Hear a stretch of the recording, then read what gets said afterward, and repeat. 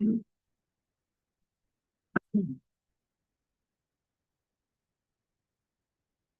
morning, everybody. It's 9 o'clock a.m. on a Monday. Ed Hassick is here. Good morning. Atlantic Adventures. Good morning. Good morning. Let me get the.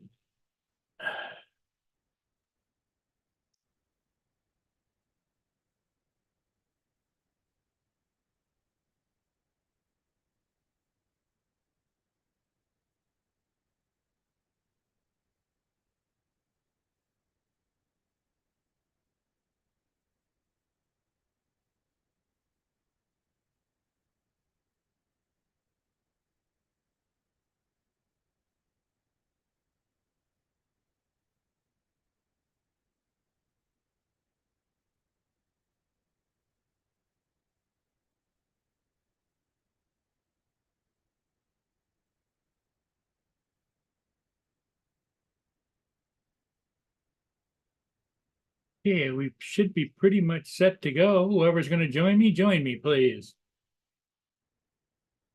Monday mornings are usually always very slow. Ed, thank you for being here. Max Air.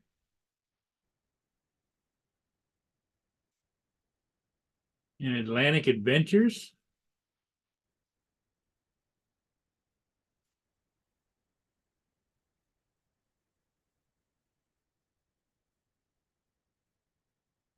So, how's everybody's weekend go? As you may have tuned in last night, the Detroit Lions did not fare so well. In my opinion, the coach blew it, the quarterback blew it. Because Goff, throughout the game, he started out good, throwing right on the button. And then as it got to be halftime, it's like he lost his distance. He lost his focus. He couldn't hit the players with any passes. And of course, the coach, instead of taking the three every time there was a three, he didn't take the three. He wanted to go for more, and they didn't make it. He missed 6 points.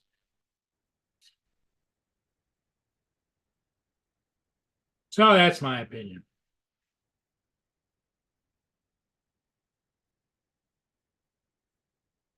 The the weather here is just kind of icky, but overnight we're supposed to get another 2 inches of snow. Just makes me wonder. I don't know if any of you caught my video that I posted yesterday.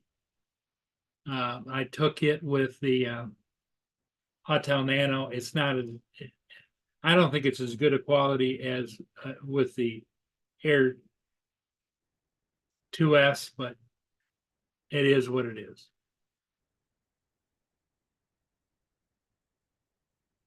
Yeah, Atlantic Adventures only 2 inches of snow this round, but the problem is they keep sweeping down out of Canada. So they're saying that maybe next week that'll be the only snow, but this week, but they don't know.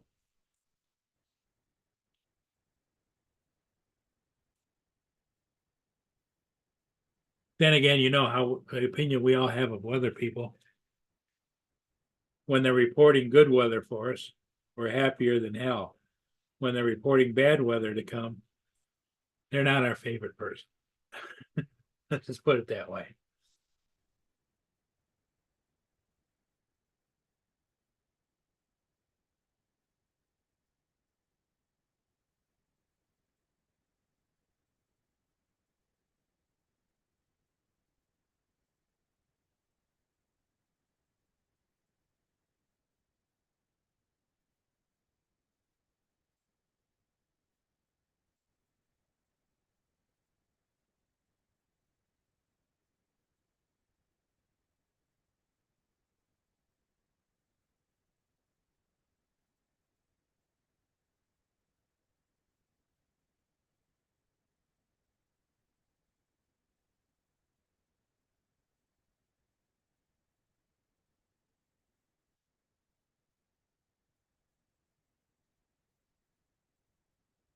Yep, you're right, Ed. They fell apart afterwards.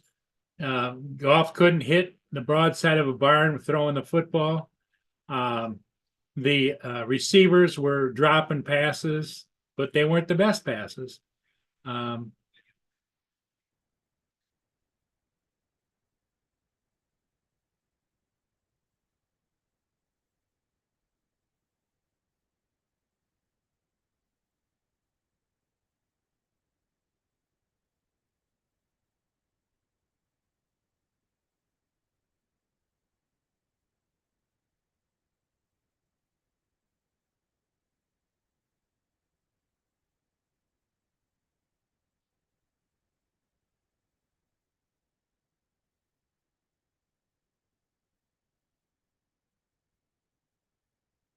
Russell, is at the gym getting buffed up? Okay, all right, Russell.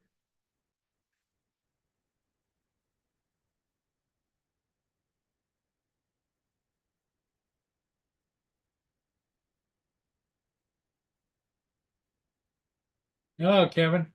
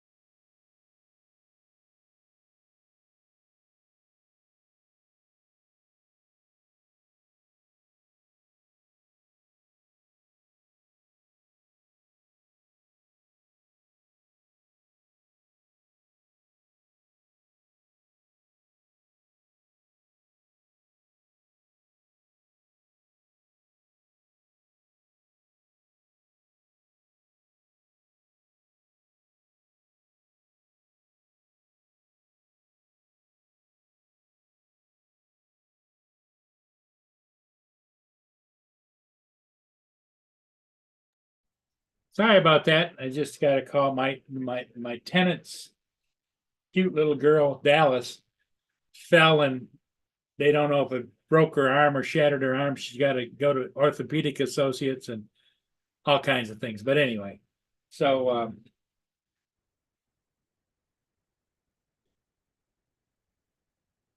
it is what it is. Life goes on. And her school teacher fell in the last snowstorm and he's out for like 3 months. So not good at the school, not good.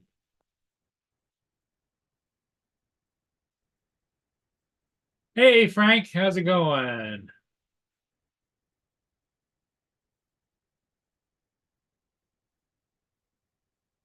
Be right back, gang.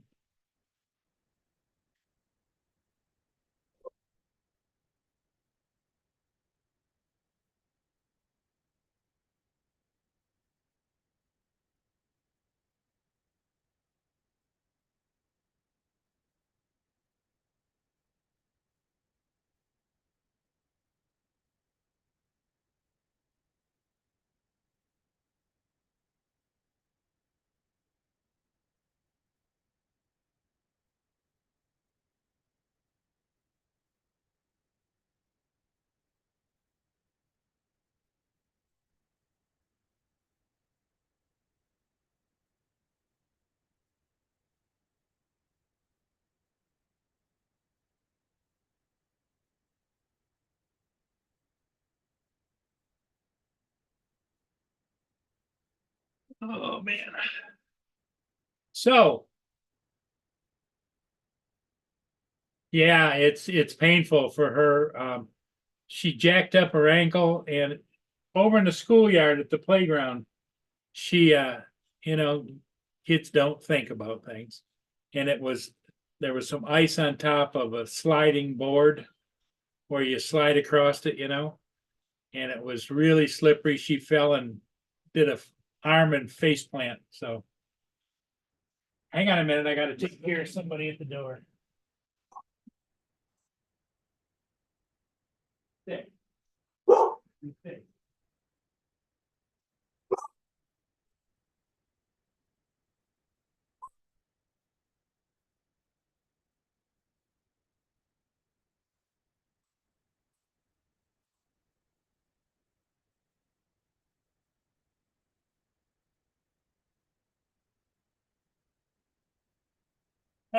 I'm back.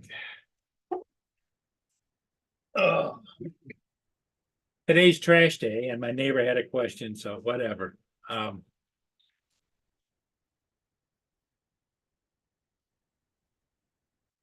Yeah, painful. It's an understatement. She's got her arm is in a sling. Her ankle, she rotated her ankle and she didn't break it, but sprained it really bad.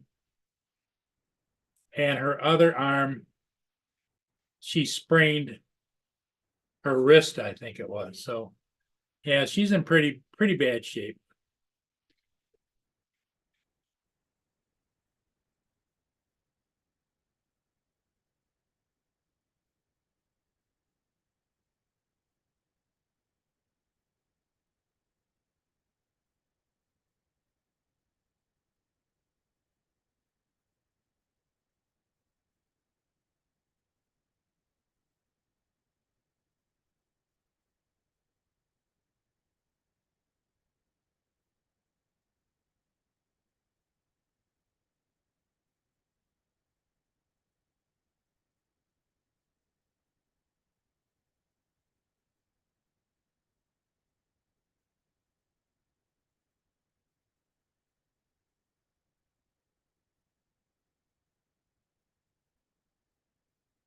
Well, this happened Atlantic Metro. She fell this last week.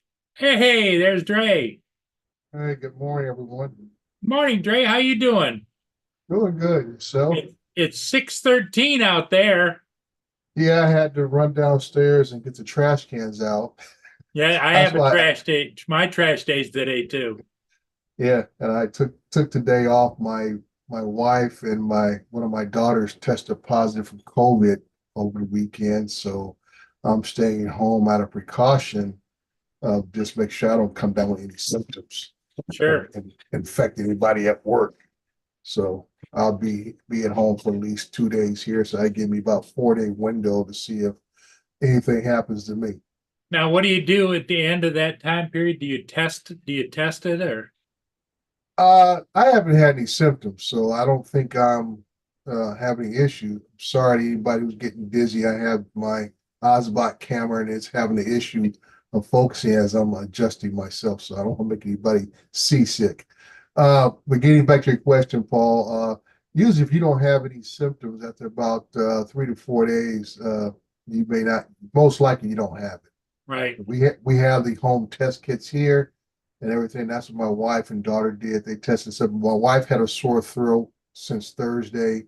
My youngest daughter, she was a little run down, and I'm not sure if he had a sore throat, but she just felt a little over exhausted. So, and she thinks her little dog got it too. So, so I said, I'm just doing this out of precaution. Sure. Well, I don't know if can pets get COVID? I don't know. I don't know, and like I said, I don't know how she I've come to never that heard that conclusion. reported, you know. Me either. But I guess her dietary functions have been a little off the mark, so she assumed the dog is sick from something. Yeah. So I just let it be. Hey, W Atlantic But just go Adventure. go with the flow, Dre.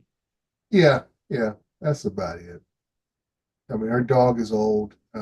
It's got other problems for some rear hip issues and things of that nature. And it can't hardly hear, so there's other issues going on with the dog. Yeah. There's an elementary school right behind me, and one of the teachers is a neighbor across the street and two doors to the north. Right. He fell in the snowstorm and he's out now for like 2 to 3 months. Wow. Yeah, that's why I said my wife, she's a teacher. Like I said, she teaches, so she's in contact with over 130 something students per day. And that's why I tell a lot of people, teachers are really at risk to catch a lot of things because of the amount of contacts they're involved in. So you got to take Right. each one of those kids, you don't know what's going What on in their they've been doing. households. Right, who they've been in contact with. My youngest daughter, she works at GameStop. And like I said, you have customers come in and go out. So you Yeah. don't know where everybody's been, who they've been in contact with. I kind of like can control my environment because I have my own office at work. I can keep the door closed or whatever. So I limit my exposure to anyone if I need to. Now, Dre, out and about, because I don't get out and about that much, Mhm. is everybody masking like they used to, or is that a It's past thing? start. I noticed in the last couple of weeks, it's starting to trend back up a little bit. And it's mostly people who have pre-existing conditions or older, I don't want to say elderly, but at least older people that I see wearing masks. And I've seen it at church, I've seen it, out in public, where people gather for the Yeah. most part. But there's no mandatory type mask, you know, requirements at this time.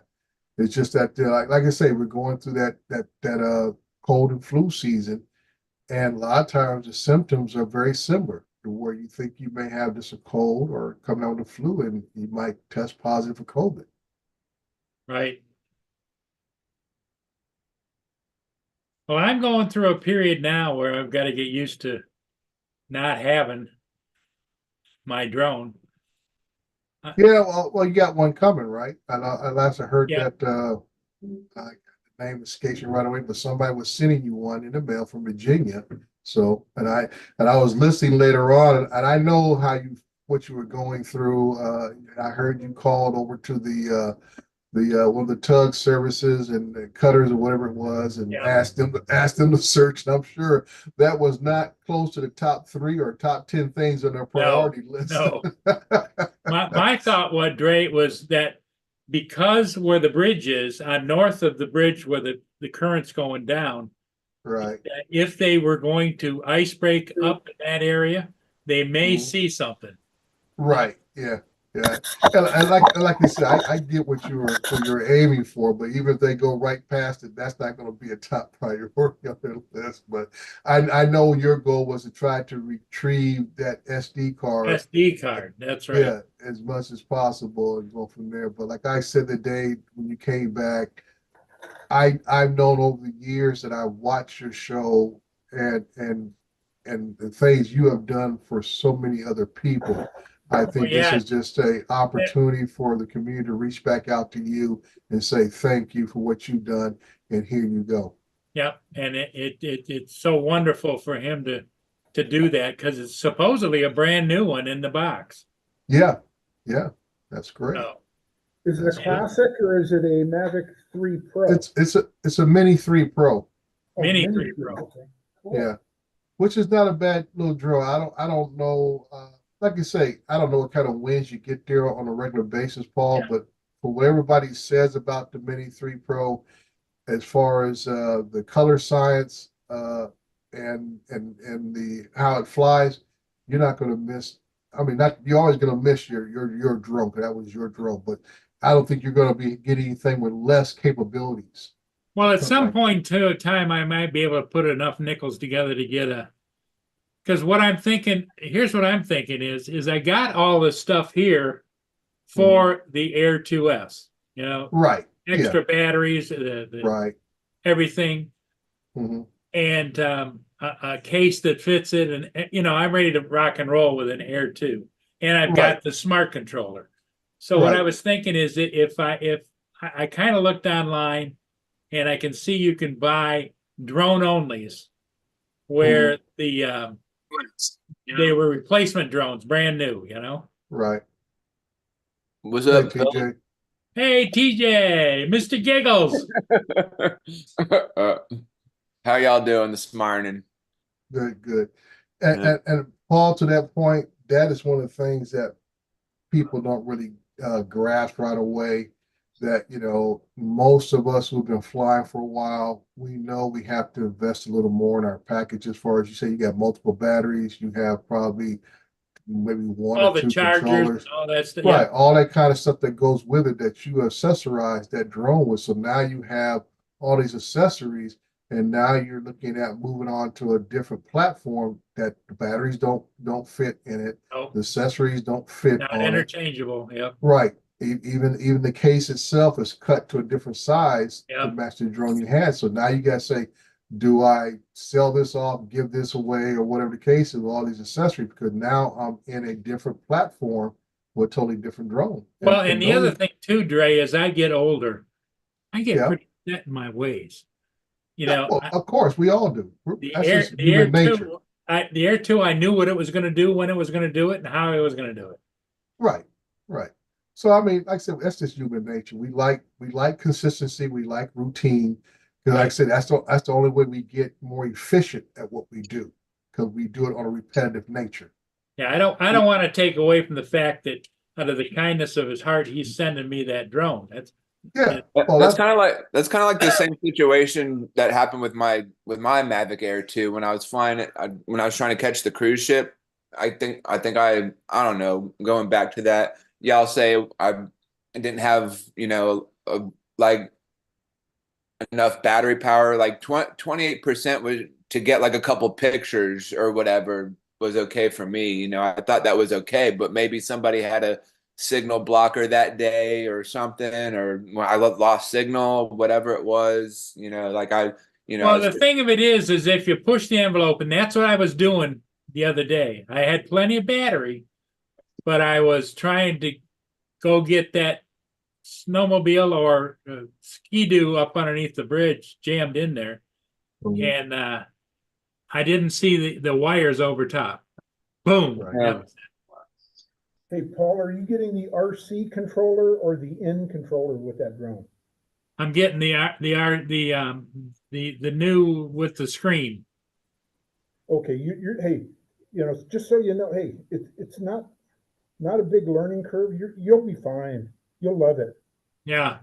Well, I think I will too, but it's just the idea that you get set in your ways. I that's why I don't do FPV, because I'm set in my ways, Yeah, I don't. Well, do that's like me running my Avata into the damn friggin' power line the other what was it, like Saturday when I was out flying with Maddie? Yeah. Like I was out flying and he saw it. I obviously didn't see it or whatever, and I ran right into the thing, and the damn the little latch that holds the battery snapped off of there. But other than that, my Avata still survived and everything, so I'm still able to fly it. So that's good.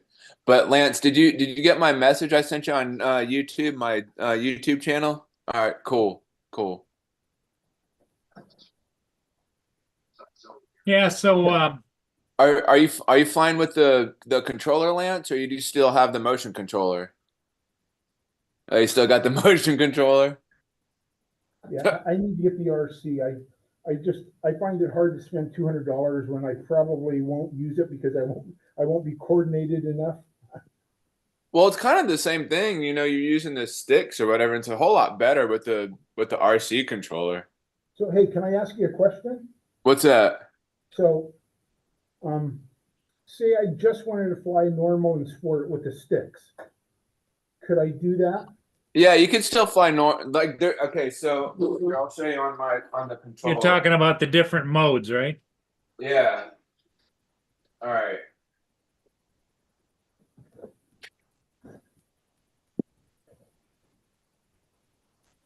All right, where is it? Okay, so you see the little switch next to the record button right here? Yeah. There you can switch it to normal, sport mode, or manual. There's a little switch like right here. You could flip it up to sport, normal, or manual. Okay. And Yeah. so the normal and sport flies pretty much just like my motion controller 2, correct? I think so. Yeah. And it's you not can gonna you can fall out still of- you it's can not gonna still fall you out can of the still sky. I can hover, I can. yeah stop it could it. yeah it'll still hover, and you could point the camera up and down, and you could still take pictures and stuff with it and whatnot. Okay. Yeah. And then the sticks work just like a regular, for the normal and sport, the sticks work just like, Yeah, because you can move it, up and down, left and right, and do like I was doing an orbit around myself. I don't know if you saw that video. I was doing a orbit around myself on Saturday when Maddie and I were hanging out. and it's when you go into acro is when the sticks change completely, right? I think so, but I don't do all the flips and stuff with it though. You do acro? No, I don't know how to do acro. I just, I So just fly it for the cinematic features. you're just in normal or sport then, is that right? Yeah. Yeah. Yeah, I normally put it in sport mode. Okay. Okay. Hey, Dre, you don't fly FPV, do you? No, I I have don't- not I don't either. I haven't had a need for FPV yet. So my motto is: if it don't make money, it don't make sense. Yeah, because you're a commercial drone pilot. Yeah, that's mostly the only time I fly is when I have work to do. What's up, Frank, David, Andrew, what's going on, guys? Atlantic. Hey TJ, speaking of Matty, how's he doing? I haven't seen him around the last month or so. He's doing okay. He's doing all right. Okay, that's good to hear. Just going through some shit right now, as we all do. Yeah, that's just life. Yeah.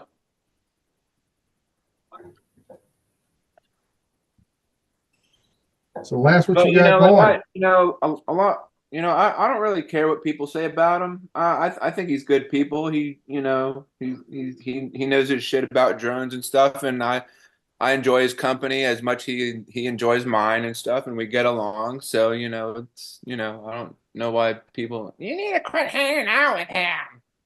Who says that? I've never heard anybody say that. Well, people in my family or whatever. So Well, your I'm- family's always nagging at you. yeah. Yeah. Uh, They're always nagging. yeah. They always find something to nag at it about. Well, that's because if they're picking on you, there's nobody picking on them. That's all. You got to look at it that way. Yeah. Lance, I've seen this area that you're at in the past before. Are you in a classroom setting, or you just teach at home, or what? No, this is my garage. Oh, okay. I'm kidding. I'm kidding. I am a teacher. My This is garage. This is my classroom. Oh, okay. I've got Whoa. PCs. Look at all those computers. I don't know if I can show you my green room. I teach. I'm going to turn the light on here. Sorry, I'm You making you guys teach sick audio here. visual, don't you? Lance? Yeah, I think he just either changed the camera around or something. I was hoping he didn't pass out on us. I don't know. I don't know if you can see my. Let's see here. You probably can't see my back room from here with my green room. I don't have all the lights on. I'm going to go turn the lights on. Let you see them. Hold on.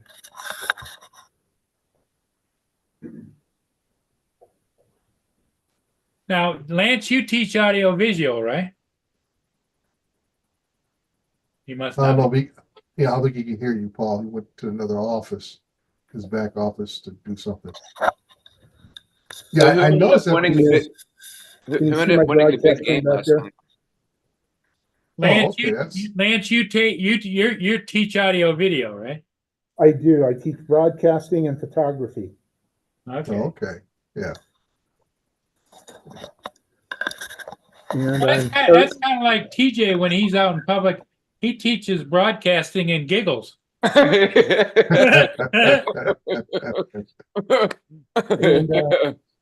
just before the pandemic, they had me teach a drone class. I'll definitely let him know, Andrew. I'm part 107. What's up, Joe? Okay. And I haven't taught it since then, which I'm kind of bummed. But we need to get enough kids to sign up, I think. Dre, Well, which I just look at it, Lance, as part of what you're doing. Broadcast, I mean, the drone is like I say, it's just a tool. So now you add another element that gives you a different perspective of what you're out covering. When you're setting up a remote shoot, like say news broadcast or even documentary work or whatever it is that you're doing, the drone just provides a different perspective of covering whatever subject matter or adding B-roll to the project. Exactly. And what I've done in the past is my top 2 or 3 kids I let fly the drone Mhm. and capture footage like that. I Yeah. haven't yet this year just because it hasn't lent an opportunity yet. Right, right. I'm gonna mute here, guys. So hold on. okay. Okay. Dre, which drone do you mostly use? Do you have anyone that is your go-to drone, or do you use Uh, different ones? be- because of the nature of my work, which is basically construction, What's up, photogrammetry Daryl? slash mapping, for the larger project, which I have at least 2 large projects, when I say large, we're talking 400 to 500 What's up, acres Marie? that I'm shooting. I use the Mavic 3M, which is the multi-spectrum one for those projects. Yeah. For the smaller ones, I got a couple other projects are only 50 acres here, 40 acres there. I'll break out the Phantom 4 RTK because everything I'm doing now for my clients, I'm using RTK. Are you so the thermal is an add-on, it's there, but you don't use it? When I get solar jobs, that's when I Yeah. use the thermal. I have the Mavic Enterprise Advance and the M30T for solar projects. Uh, it's coming out that the Mavic Enterprise Advance has been my go-to. And that's not because of the drone, because both drones have the same capabilities, but the software, the original DJI Pilot app is a lot more easier to work with doing solar work, the way it functions, than the Pilot 2 app, I'm finding out. And it's just a simple process because when you fly solar work, you want to be flying perpendicular of the panels. And just to let people know that, whatever angle the panels are facing, you want the camera to be facing right back at the panels. You don't want to be flying along the vertical axis. You want to be flying horizontally across the panels. And that's pretty much in all the instructions I've ever been given. That's how they want you to fly. Now in the pilot app, the original app, it allows you to pause the mission, turn the drone in the position it needs to be in, and then it continues the mission going to the next waypoint. Yeah. But the Pilot 2 app, it won't do it with the M30T. I'll pause it, I'll turn to the proper rotation, and then restart the mission, and then it wants to turn back to where the front of the drone is going towards the waypoint instead of flying sideways across the panels. So, I had to fly it manually with the M30T, which comes in handy for, larger projects where I'm flying at higher altitude to catch more panels. So I'm not taking as many shots, but when I get down close for the inspection part of it, I like using the Mavic Enterprise Advanced because that way I can focus more on what I'm looking at on the panels and not have to be worried as much as controlling the aircraft and how it's in the direction that it's flying. So like I say, you learn something all the time. That's why I tell folks, learning your system, knowing what the capabilities of your aircraft is very important. So you don't make the obvious mistakes, but there are always going to be things that happen. Just like you had that a drone you've been flying for a while, and just so happened you didn't see that wire. And I always tell people you can't rely upon the sensors to catch everything. They catch the big stuff. Oh. They'll catch the big stuff, but they always tell you, something like a twig or like I say, telephone wires or guide wires off of a antenna, a large antenna array or something like that. It can't see it, Yep. because it just blends in with the background. Yep. And Exactly. that's just the nature of it. So, when I hear people, complain about, oh, it's DJI, you need to fix this and they need to fix that. I say, wait a minute, they tell you off the bat, you know, the 360 obstacle avoidance is helpful, but it's not something that you totally can rely upon. You can't rely on it. No, and the other thing too, I do this, and I know I shouldn't, and I've been taught I shouldn't. Mhm. You should always travel with a spotter. Yeah, it's nice to Yeah. have people, but like you, Paul, what you do, and like I say, when I go out, I would say 99% of the time I go out, I'm alone. Yep, me Okay. too. And same thing with you. We're alone out there. And like I say, for me, even though I'm doing commercial work, uh, since I only do it as a part-time or side gig work, I don't have the money to be paying somebody to tag along with. Right. And I don't expect nobody to want to go out there and spend over an hour or 2 hours on the large projects of their time watching a drone. Yep. So, it's just, you gotta be able to say, you're gonna pay somebody to be out there, which takes away from the money you make to pay somebody to help you, watch a drone, or, unless you got somebody got nothing else better to do in life. Well, I think the reason I brought the spotter up thing is, Mhm. I flew at a high level all the way down the river and got all the ice and all the flows and everything else, and Right. the tug cutter that was coming up the river.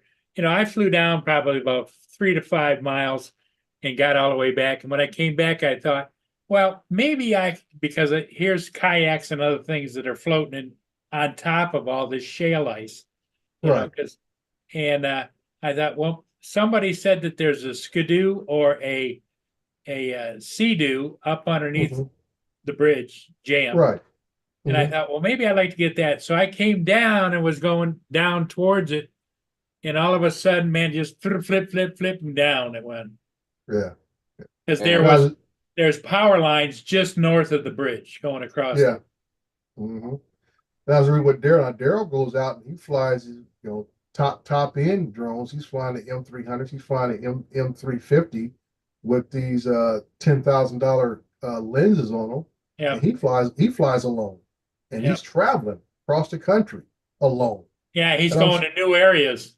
yeah, brand new areas, which is really tough and it's really unnerving. For me, that's why I like long-term projects because you know, I'm out there month after month after month. Like the project I gotta go back and redo today. Not redo it, but the winds are too strong early in the weekend that I'm gonna go out today and do it. I've been out there 3.5 years now. So there's nothing out there that's gonna surprise me because Yeah. I've been out there so many times. Doesn't mean I don't look for things. But like I said, when Daryl goes out, What's up, Mark? these How are new you? locations, he's never been there. It can be very unnerving when you have I don't care if it's a Mavic Mini, Yeah. that's still your drone. And like I say, for him flying a $30,000 M350, package, because like I said, when you get to that level, the drone is costing you 10 to 15,000, and then you add another 10 to $12,000 just for the camera system, Yeah. the payload. So you're looking at a $30,000 rig up in the air, and it could be something as simple as a guide wire off of an antenna. It could be a power line that you just didn't catch, and that's it. And they all come down the same. There's no recovery system built into a higher level drone unless you have something like a hexcopter, something like that can still fly with Fly with one one prop damaged. Yeah. one prop damage, something like that. So, it's tough. Like I said, Daryl just typed in and said, I've crashed two M300s and I had one stolen from my work truck, and it sucks. And those things, like I say, you got to make he works for a company, and I'm not sure who's footing the bill for these drones and stuff, but it becomes a business decision at that level. Like I said, if I crash my M3, my M30T, I don't know if the insurance will cover what it will cover, but then I would be at the decision saying, well, is it really worth reinvesting in something again?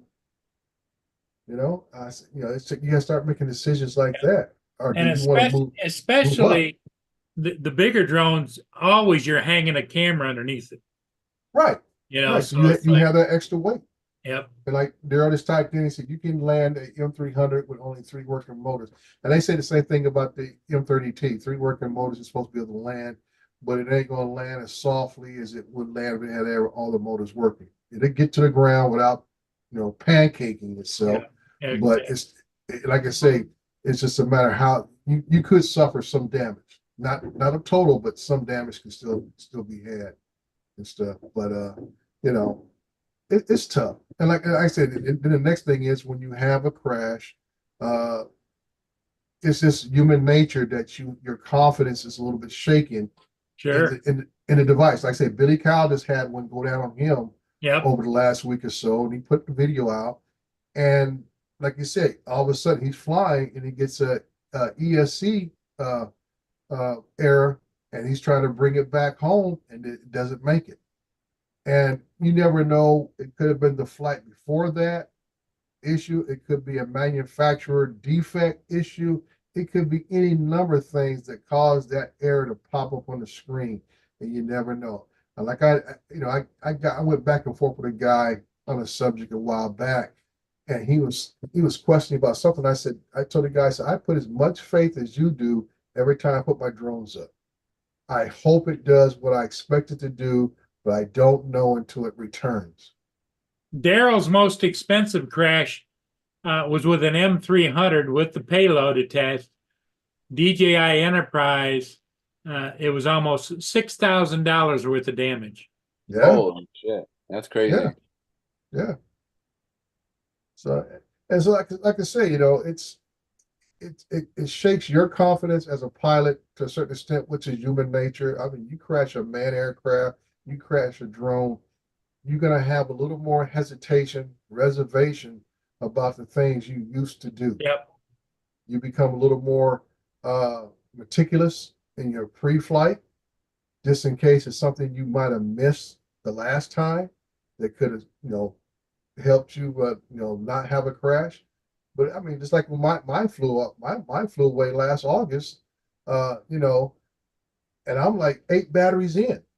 So I'm thinking this drone worked perfectly for 7 batteries, and the 8th battery I put in it, it decides it wants to take off. And I'm like, and like I said, I had redundancy tracking, software on my stuff where it goes straight to air data from the time the drone is turned on until it comes back and lands and I turn it off, it all goes to system. But none of that worked.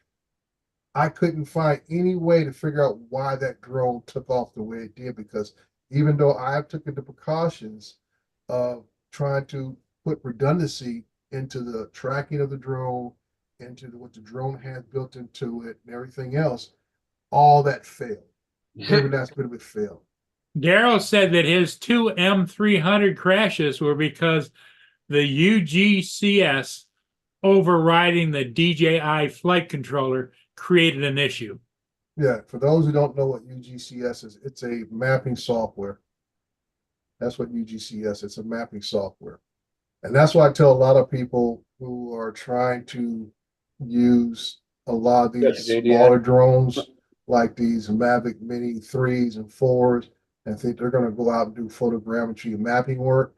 And I try to tell them, I said, software like Pix4D, Drone Deploy, UGCS and stuff like that, some of those softwares do not support these small drones. No. They'll tell you need to have a certain drone at a certain level to work with that software. Yeah, they give you the specs you have to have. Right? Yeah, right. They give you the specs. And sometimes those specs come from the clients you work for. Yeah. And they'll tell you, hey, we need this flown with a camera that has to have at least a 1-inch sensor on it, 20 megapixel camera, all this kind of stuff.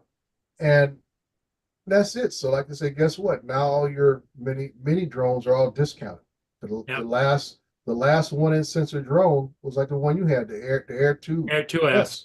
Air 2S is the last 1-inch sensor drone. So, and I'm not saying unless you, like I said, you have a Mavic 3, but we all know Mavic 3 can't do photogrammetry or mapping because the SDK file is not released. and it probably never will be released. Right. So it cancels itself out for work like that. So that's why I tell people, I said, you really need to know what you're getting into when you want to do commercial work. What are the requirements? I always say, look at the basic requirements across the field, not just one job. I hear people say, well, the guy I did this for, it was okay for him. I said, is that the only person you ever going to work for? They get asked these questions. These are just business decision questions. You have to look at what's across the industry as a whole, that you'll be qualified with whatever drone you have. Right. You'll be able to do whatever job comes your way or whatever job you're trying to bid on. And then all of a sudden you win a bid. And I've seen this more often happening. I see guys on Facebook or whatever asking people, hey, who's got a such and such drone I can use or rent or whatever. And I look at it for the most part, some people are into that business where they rent out their equipment. But I know for most people, renting out their privately owned drones goes over about as much as a fart in church. Yep. So Yeah. JDS, good morning. Yeah, I always chuckle at, well, I just go rent a drone. yeah, What makes you qualified to even fly that drone? Right. 'Cause I told somebody, they asked me about it. I said, as soon as you put down the $10,000 deposit, I'll rent it to you. It's a $10,000 deposit, and I hold on to it. And a rental cost is $10,000.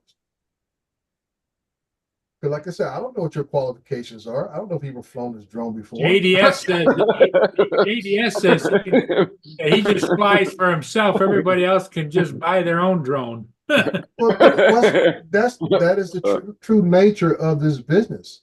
Either like Daryl, where you fly for a company that trains you to fly those drones for them and go from there, or you buy the drone yourself and you fly your own equipment. I mean, I got a call from a company I did work for on an Amazon build about almost a year and a half back, and asked me because they knew I had an M30T, and asked me could they rent my batteries. And I said, what's the project? I'm asking questions now. It says a windmill inspection down in Palm Springs. And I said, okay, you want to rent my batteries? I don't have a real problem with that, but I said it's going to cost you $750 to rent them batteries. Yeah. And that's how much them batteries cost me to buy. Yeah. So if you go out there and you crash this drone, you damage my batteries, I need replacement costs. Yep. I need to replace them. I need to replace them. And that's how much it costs for Did a you pair see of what batteries. Daryl put in there? His first crash, the drone started losing elevation and wouldn't recover.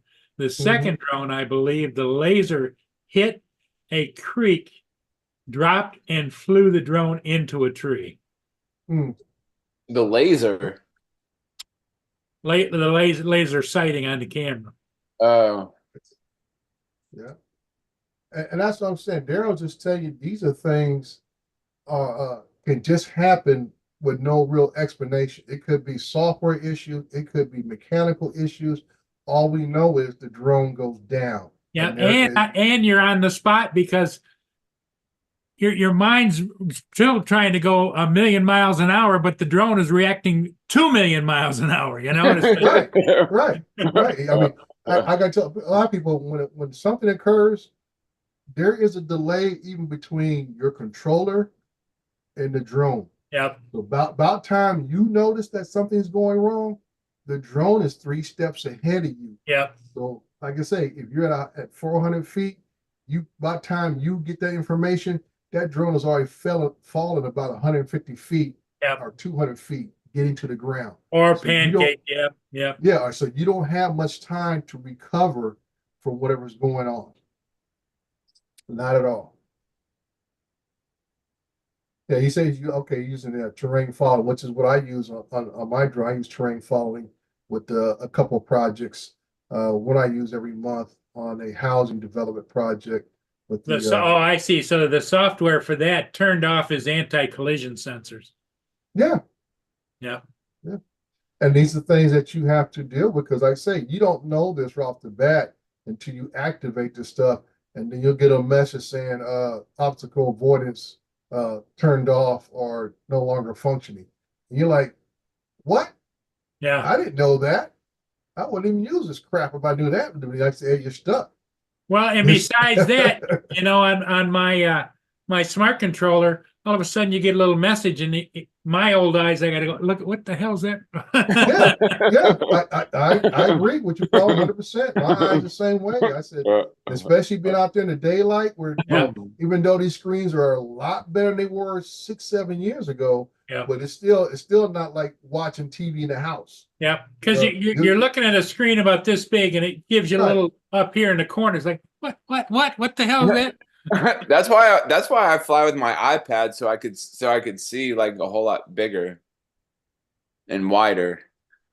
Well, I used to Yeah. fly my Inspires with a big iPad, but Yeah, but I mean, like I said, my thing is, even though you might get a bigger screen, unless it's something I would say 24 reaction inches, time. Yep. it's reaction time. Reaction time and electronic delay. You see what JDS said? Yeah, sent to him. Yeah. But I say sometimes it's not always DJI's fault. Like I say, Daryl said he was using different third-party software, and then you got to look at the fact now. Because DJI can always come back and say simple words.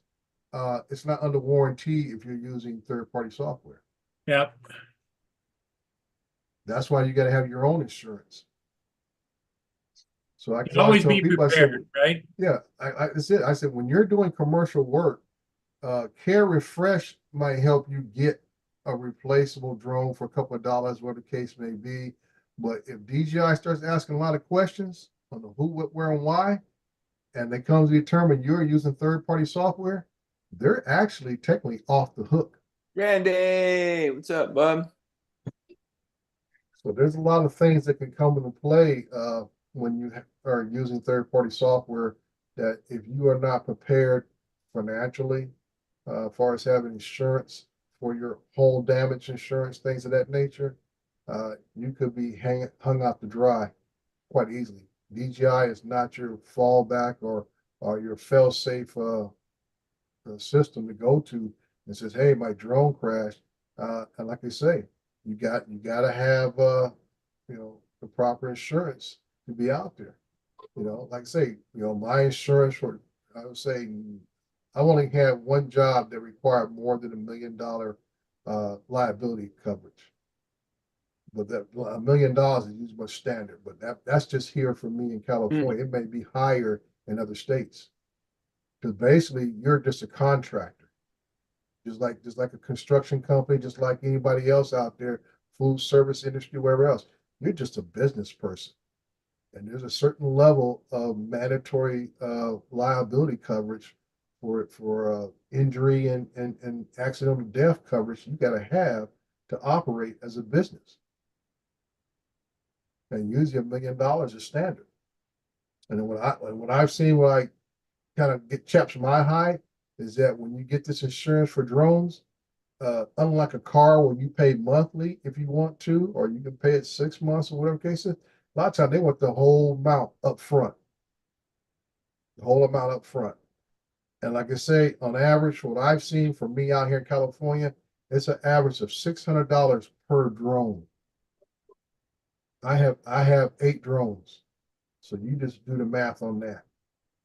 Yeah, I mean, like I fly more my Avata than Saturday when we was out there, all the cruise ships and everything was out, so I put my Air 2S up and took a couple shots but I don't know, like I don't fly the Mini 2 as much. I maybe once in a while I'll put up the Air 2S, but I like that Avata, man. That Avata is something else. Like you can fly in between things and get that cinematic feature and everything. And, it's just a fun drone to fly, like I enjoy flying it, like I just have so much fun with that thing. It's awesome.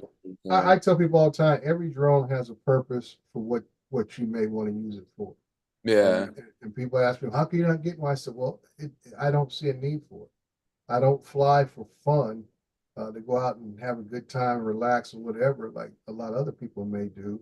I fly with a purpose, and it's usually a job. And like I say, those jobs come up. I can say late last night, I got a text message about a job to go do this coming up Saturday. This is usually my slow part of the month. Except for this last job I got to do today, which is a large job, about 400 acres. I got to go out and do a map on. But people reach out to me and says, "Hey, next Saturday, 11 o'clock, can you be there?" I said, "Well, I check the weather, see what's going on that. If the weather looks good, I said, okay, let's go from there. Hit me up the next day, give me the parameters of the job, and then they always throw out a number, but I don't ever say I agree to what the cost is until I find out what the parameters are of the job, and say, Yeah. okay, we'll go from there, and and that's it. But my thing is here, I would not feel comfortable risking drones that I do work with to fly for fun with, Yeah. you know. I So would, I always think about getting my 107, but a lot of other like Al and them, they have theirs, and mhm. like, man, don't even waste your time doing it. Like it's, that they don't get a lot of jobs and stuff. So Well, it's all about what you want to do, TJ. And I remember telling Maddie this. And I know Maddie was the same thing. Yeah, he was talking about, oh, I'm not good at taking tests. I'm not good. I said, dude, just stay focused. I always tell people my story. You know, I'm not the sharpest tool in the shed, but if I apply myself, I think I can study enough information to pass the test, and that's what I did. And Maddie did. And I kept encouraging Maddie, hey, this is what you want to do for yourself, for your family, whatever, do it. Now the same thing is once you got that Part 107, is how you go out there and market yourself. Where do you see yourself going with it? That's the difference. yeah, For me, I knew from day one what I was going to be doing with drones. Like I tell people, I was never a hobbyist. None of my drones have ever been registered as a hobby, as a recreational flyer. All of my drones I've ever bought have always been registered on the Part 107 because I knew what I was going to be doing with my drones.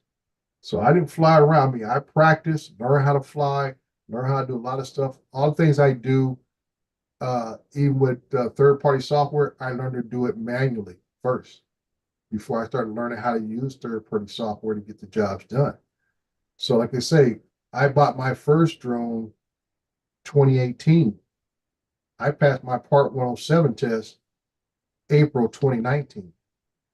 So I was studying that whole time to just preparing for the test, to get ready for it.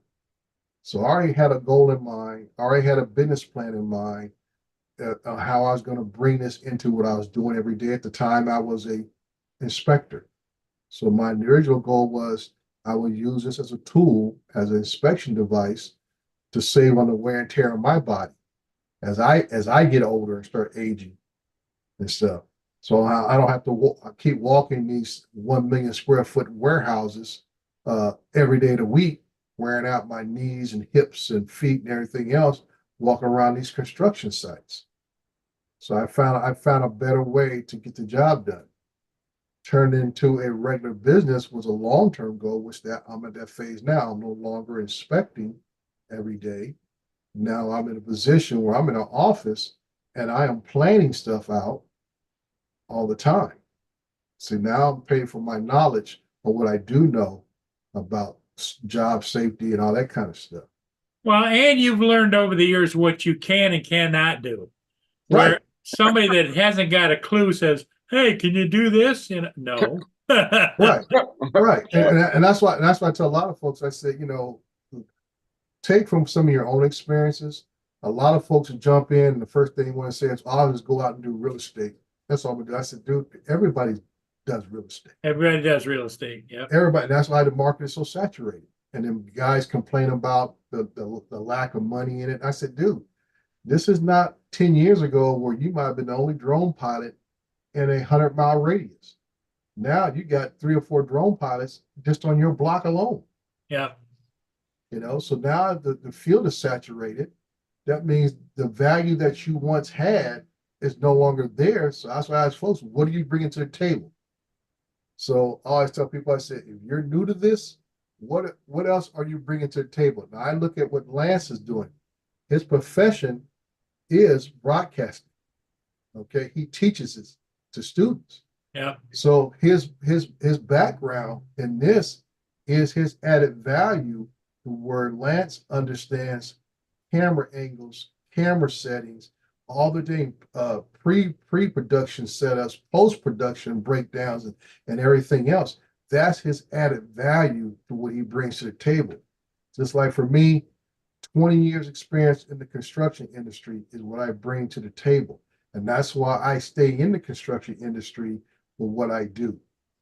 I don't go out there and try to sell myself to a Hollywood production and says, "Oh yeah, I got a drone, I can fly this, and I'll get some pictures for you."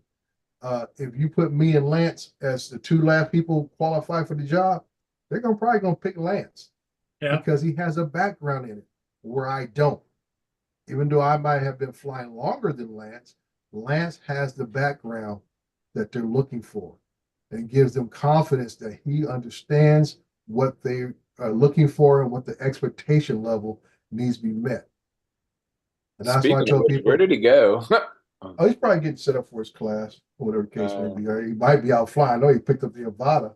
And Yeah. he might actually went outside to do a little flight. But that's why I tell people, I said, you got to look at your experience, what you have to offer to people. And that's where your added value comes from. Just having a drone doesn't mean people need to pay you $200, $300, $400. And you Go out need there and do a to job. focus in on what market that you want to go for. You got to learn what the market is and what the Yes. market pays, right? Yep. And I like I don't know, say, man.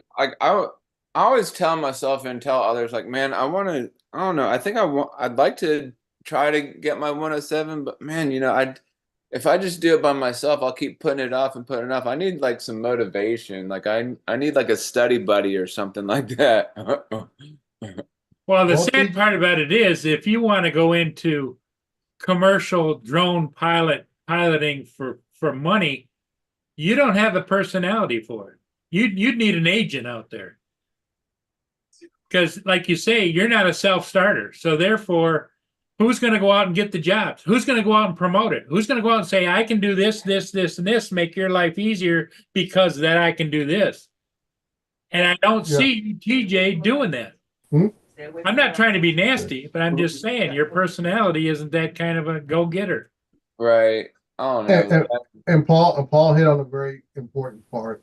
You got to know yourself, TJ. If Yeah. if you have certain issues with yourself, you need to recognize what your issues are. In other words, know what your assets, and also know what your liabilities are as you as a person. And like I say, you can make decent money in this industry just by going through different services. Okay, there are services out there. Used to be Drone Base, Droners IO, some others out there that find the jobs Yeah. and everything else. But on that hand, it's a hustle game. Yeah. Okay, it's a hustle game, which means for me, a hustle game means you're going to be on the road a lot, driving to these locations, and you're going to need to probably do at least 2 to 3 jobs per day to make decent money. Because these are usually the low end jobs that they get to do these one jobs here, another job. Plus you have to pay all your own expenses. Yeah, you have to pay all your expenses and stuff. So, like I said, or you can get hired on by a company like Daryl, and you're on the road with them. I mean, nonstop. I have that. I think I have that same book that Randy's talking about, the FAA handbook. Yeah, And- that's how I did. I self-studied. I bought the FAA handbook and the pilot information guide book. I got them both off Amazon for like $19 back in 2018, and that's what I studied and passed the test. Yeah, 'cause I think Back then there was no pilot institute back then. There was no remote pilot 101 back then, you know. And those guys do it at a very reasonable cost. But back then I think the average cost for somebody teaching you how to take the test, whatever, was around $350. Yeah. I mean, everybody says Greg from Pilot Institute, his course, it helps them out a lot. And, Yeah. you know, So I mean, there's ways to obtain what you're looking for, you just gotta ask yourself, how dedicated are you gonna How be? serious am I? Yep. That's it. Yeah, How serious and, are you I gonna be? just, like I tell everybody, I have a hard time retaining information. Like I try to let it sink in, but it just goes in one ear and out the other. I'm like, Well, like I say, that's why, like me, TJ, I made flashcards for myself. I read that book. I took several, 10 to 20 practice tests. But like I say, anytime it comes to testing, I don't care what the material is. If you are comfortable with the material, with the information, that makes taking the test a lot easier, which means you have to put the time in to study it. Like I said, I didn't go in there and try to cram it all within 2 weeks. I took 3 months. Three yeah, months. But I remember at one time it was spring break. I took my wife and we had some friends come out. It was some family. It came out from the East Coast. We all met in Vegas, and I studied that whole week in Vegas. I got up early every morning, and I went through a chapter every morning, dude. It's like 20 something chapters. I covered at least 5 chapters of that book that whole week, chapter a day and stuff, and made out little flashcards to myself and everything else. But that's the way I learn. yeah. Some folks, Everybody learns everybody learns differently. different. That's the way I learn. And like I said, some people can read it, they hold on to the information, and they got it. Some folks like like I say, like going through video or have someone teach it to them, or like I say, oral teaching, where they hear it, they retain it. And a lot of times that works best for me is I hear the information, I can retain information and stuff. But once again, you got to know yourself. You got to know yourself. Yeah, and you're also your timed too is Yep. the test is timed. You can't just sit there and say, "Well, I think it was this," or "Gee," or "We're good as a that," or Right. So I think JDS talk about and like I say every 2 years the recurrence test, that was about the easiest thing in the world. I put that on the same level as the trust test. You can't Yeah. fail it. You can't No, fail a because you go recurrent back and test. change your answers. Yeah, they make you go back and change the answer. Yeah, You got because you exactly. can't you can't get one question wrong. So they say if you mark the wrong answer, they say try again. My first Yeah. my first 107, I had to drive to an FAA commercial testing center, Right. and they Yep. sat you down in front of the computers, Yep. and there's cameras watching you, and you Hmm. had to take the test, and then afterwards they gave you either a pass or a fail. Yep. I had Yep. to go to a So local airport. You Yep. guys yes, so remember? do I. You guys remember the part 33? That wasn't part. It was something 333. They Yeah. only had it for about a year, and then Hmm. they changed it to the 107. So I was about to get the 333, and I thought, nah, I'm just gonna kind of wait till the dust settles. And then they all of a sudden they said, nope, we're changing it. And I thought, how many times are they going to change this? And they'll Yeah, and the change it. best part now is you can take your reoccurrence, your 107, right over your home computer. Yep, Yeah. and it's free. It's Yeah. free. It's free. So I mean, as my dad said, you can't beat that with a stick. Yep, every So, 2 years. And then, like you said, I miss one or two. I've missed two. I've had the reoccurrence twice now, and I yeah. missed two Well, questions each time. And you just right. change those two answers. You go in and Yeah. you say, okay, well, I screwed up It on that tells you one. which ones you missed, and you go back and you change it, and you're good as gold. Yeah. Yep, you don't have to take the whole Because their philosophy, 49 Lance, questions I over. think their philosophy is to getting you to understand and remember what they're trying to teach you, not to Yep. penalize you. Yeah. That's exactly it. I mean, once you get your foot in the door and you pass the original Part 107, now it's about just keeping you up to date with any new laws and regulations, and you're good to go. You're golden. Just like I just had to go ahead and recertify myself for my QSP. Now, people don't know what that means. It's Qualified SWIP Practitioner. SWIP is Stormwater Pollution, it's Stormwater Pollution Protection Plan. Okay, that is nationwide. Okay, a QSP status is only here in California, but I had to go through 4 hours of updating my information on the current uh, we call the construction general permit, which is nationwide, and I was up to date on all the current new laws. And like I say, I couldn't fail it. They always gave you a test after each section they give you, and boom, here's my $145. I'm good for 2 more years. Stuff like that. And I don't even really do inspections anymore, but I want to keep my certifications up to date. So I go through these classes, I recertify myself, and who knows what the future may hold. I may have to go back into inspection work directly, and I need to have my qualifications continue to be current.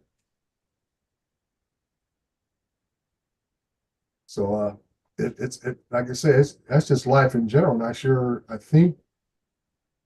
think I got to renew my other certification, which is just pay the fee, which is about another $120 I got to pay. My goal this year is to pass the construction health and safety technician qualification, the CHST, because I want that status. And like I said, because I come from and Paul probably the same way, maybe we're both kind of close in age. We grew up in an era where your certifications, qualifications speak loudly more than your experience. Like I say, you got to have all your different qualifications for people who want to talk to you. And as I tell people, if you go to my website, recovery1drone.com, you'll see on that website where I talk about my qualifications and not as much as me saying anything about drones. I said we do provide aerial services. I tell the type of services that we provide, but I also put in there that I am qualified in this, and this. So also I tell people your experience will help out. If you have certifications in something, that is excellent, because that brings more credibility to you as an individual and stuff.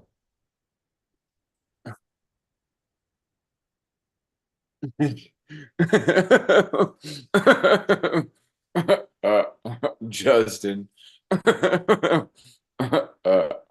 because I was talking, I was on here last night and telling everybody that I couldn't, like, I don't know, Facebook Messenger kicked me off or whatever for whatever reason. They said something about like their whatever didn't comply with. See, I can't, I could read people's messages, but like it says, you can't message for 7 hours. Something you sent in a chat went against our community standards. Okay, TJ, you just lost me. What is that have to do with what we're talking about? Well, no, because of Justin's comment or whatever, I told everybody that I can't seem to message people on Facebook Messenger. Oh, okay. Yeah. Yeah, Matt, props. You're definitely correct in that. Your certifications is like proof of experience, and that's why I tell people that if I lived anywhere from East Texas to Florida, I would take every FEMA class I can get my hands on, and the online FEMA classes are free. You can take everything from the basic incident command system class to which one I just finished about a couple of months back was the GIS. And people who don't know what GIS is basically mapping. And what do we do nowadays is mapping is done with drones.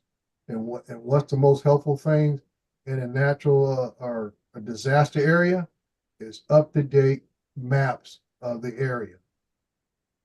So they know how to deploy the resources that may be available to help rescue people, to help rebuild areas, and help the area to recover.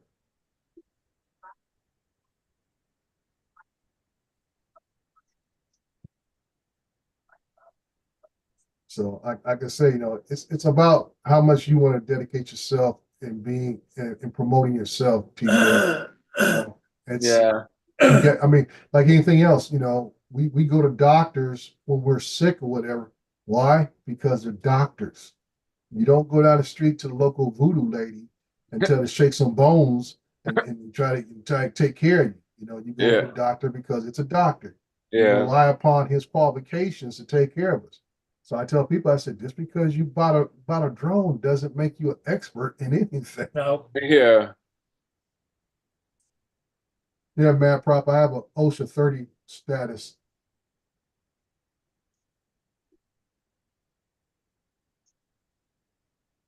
And like I say, he's talking about, his is done in power industrial equipment. And that's a certain level of OSHA training. I went ahead and did the supervisor level at OSHA 30. And that's probably because of the position I hold today. And I've had that for the last, 3 years. By the time I retire, I will probably put in for the OSHA professional status, which means I could be an instructor. Because I will have met the 5-year criteria required to apply for that. And it's something just to hang on, put on my business card, and it's in my back pocket. That status never expires. Now, once you have it, you have it. Yep. As long as you maintain it, you have it. Yes. Yeah. Yeah. And Daryl's the same. Daryl, that has been on my mind as far as I've been doing thermal work, but I say I'm not certified in thermology, but that's something I want to look at in the next year or two. I'm hoping that somebody like Pilot Institute will have a course, because the ones I've run into, or hopefully a local college around me will have it at a reasonable cost, because I'm just not into kicking down $2,000 for a 5-day, 3 to 5 day course. So like I say, I like to be wise with my money and get the most out of it. So yeah. And like I say, I may never be in a position to analyze and actually do a professional level report of solar work, but I do fly it. I collect the data for those who are. But it will be nice to have in my pocket to say, I look at it now, this from an inspector position. I can see I know when I see anomalies and stuff. Now, to me to be able to tell you what those anomalies actually are, or what the results of those anomalies could be, that's somebody who needs to have a thermology analysis certification.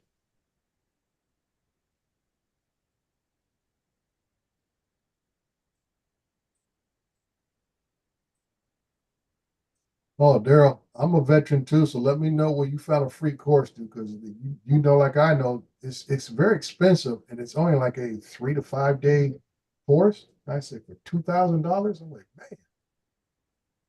And like I say, solar work is, here in the Southwest, I say anything from mid to West Texas, back through New Mexico, Arizona, Southern California, a lot of money. Nevada, a lot of money in solar work.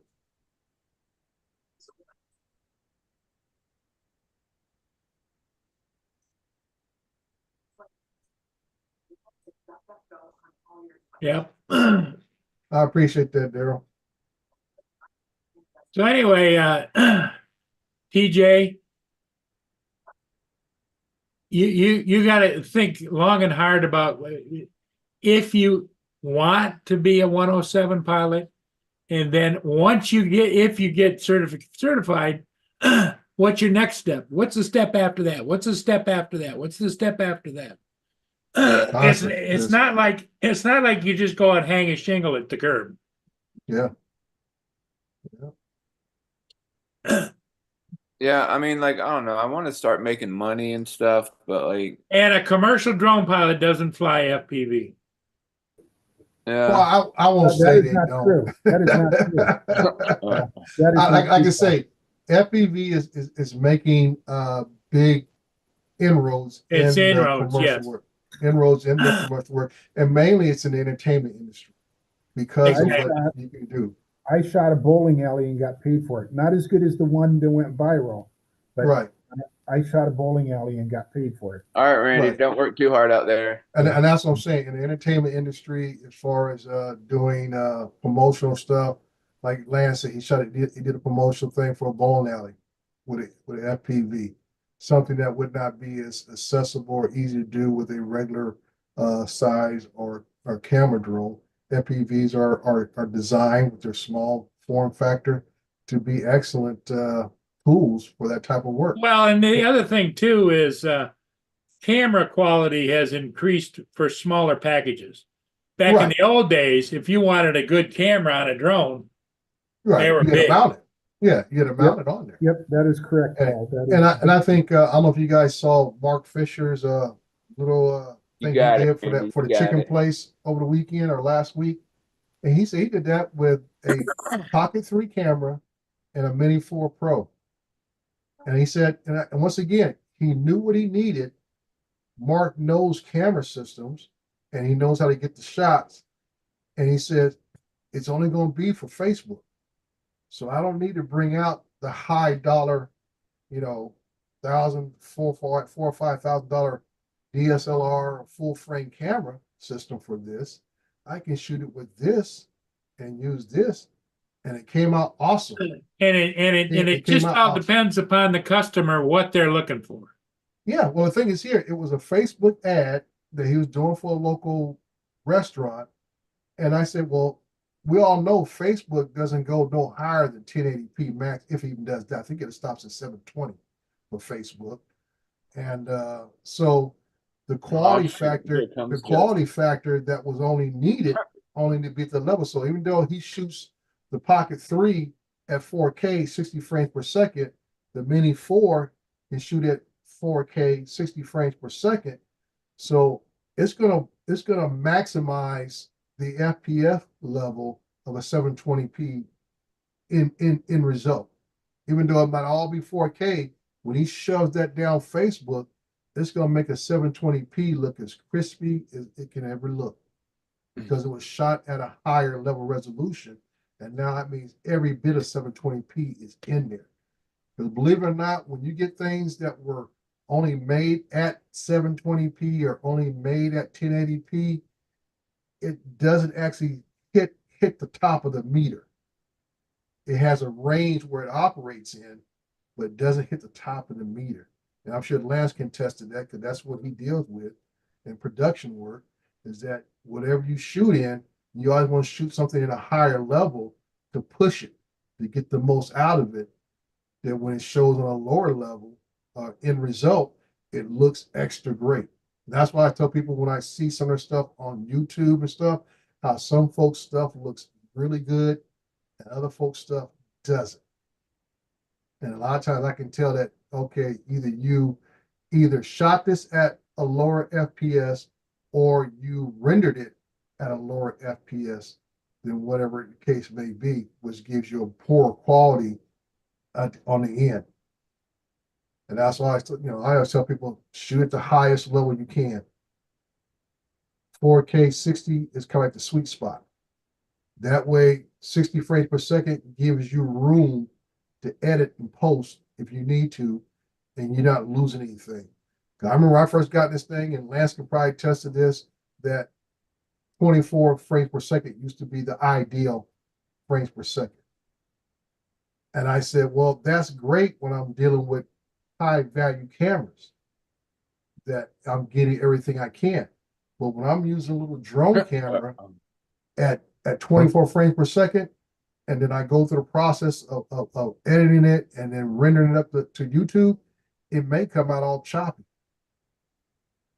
Because it's just not an ideal format to show on YouTube at 24 frames per second. What's up, everyone?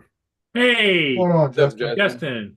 And All thanks right, for your TJ. comments. Yeah, no problem. But TJ, I came in here just to correct everything Dre just said. Okay, so listen up. So you just came in to say ditto?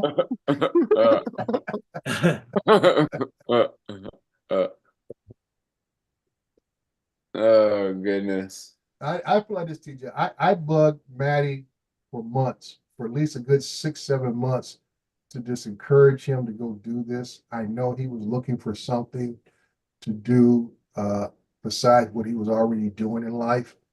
And like I say, for me, I like flying drones itself, and maybe will I still be in it?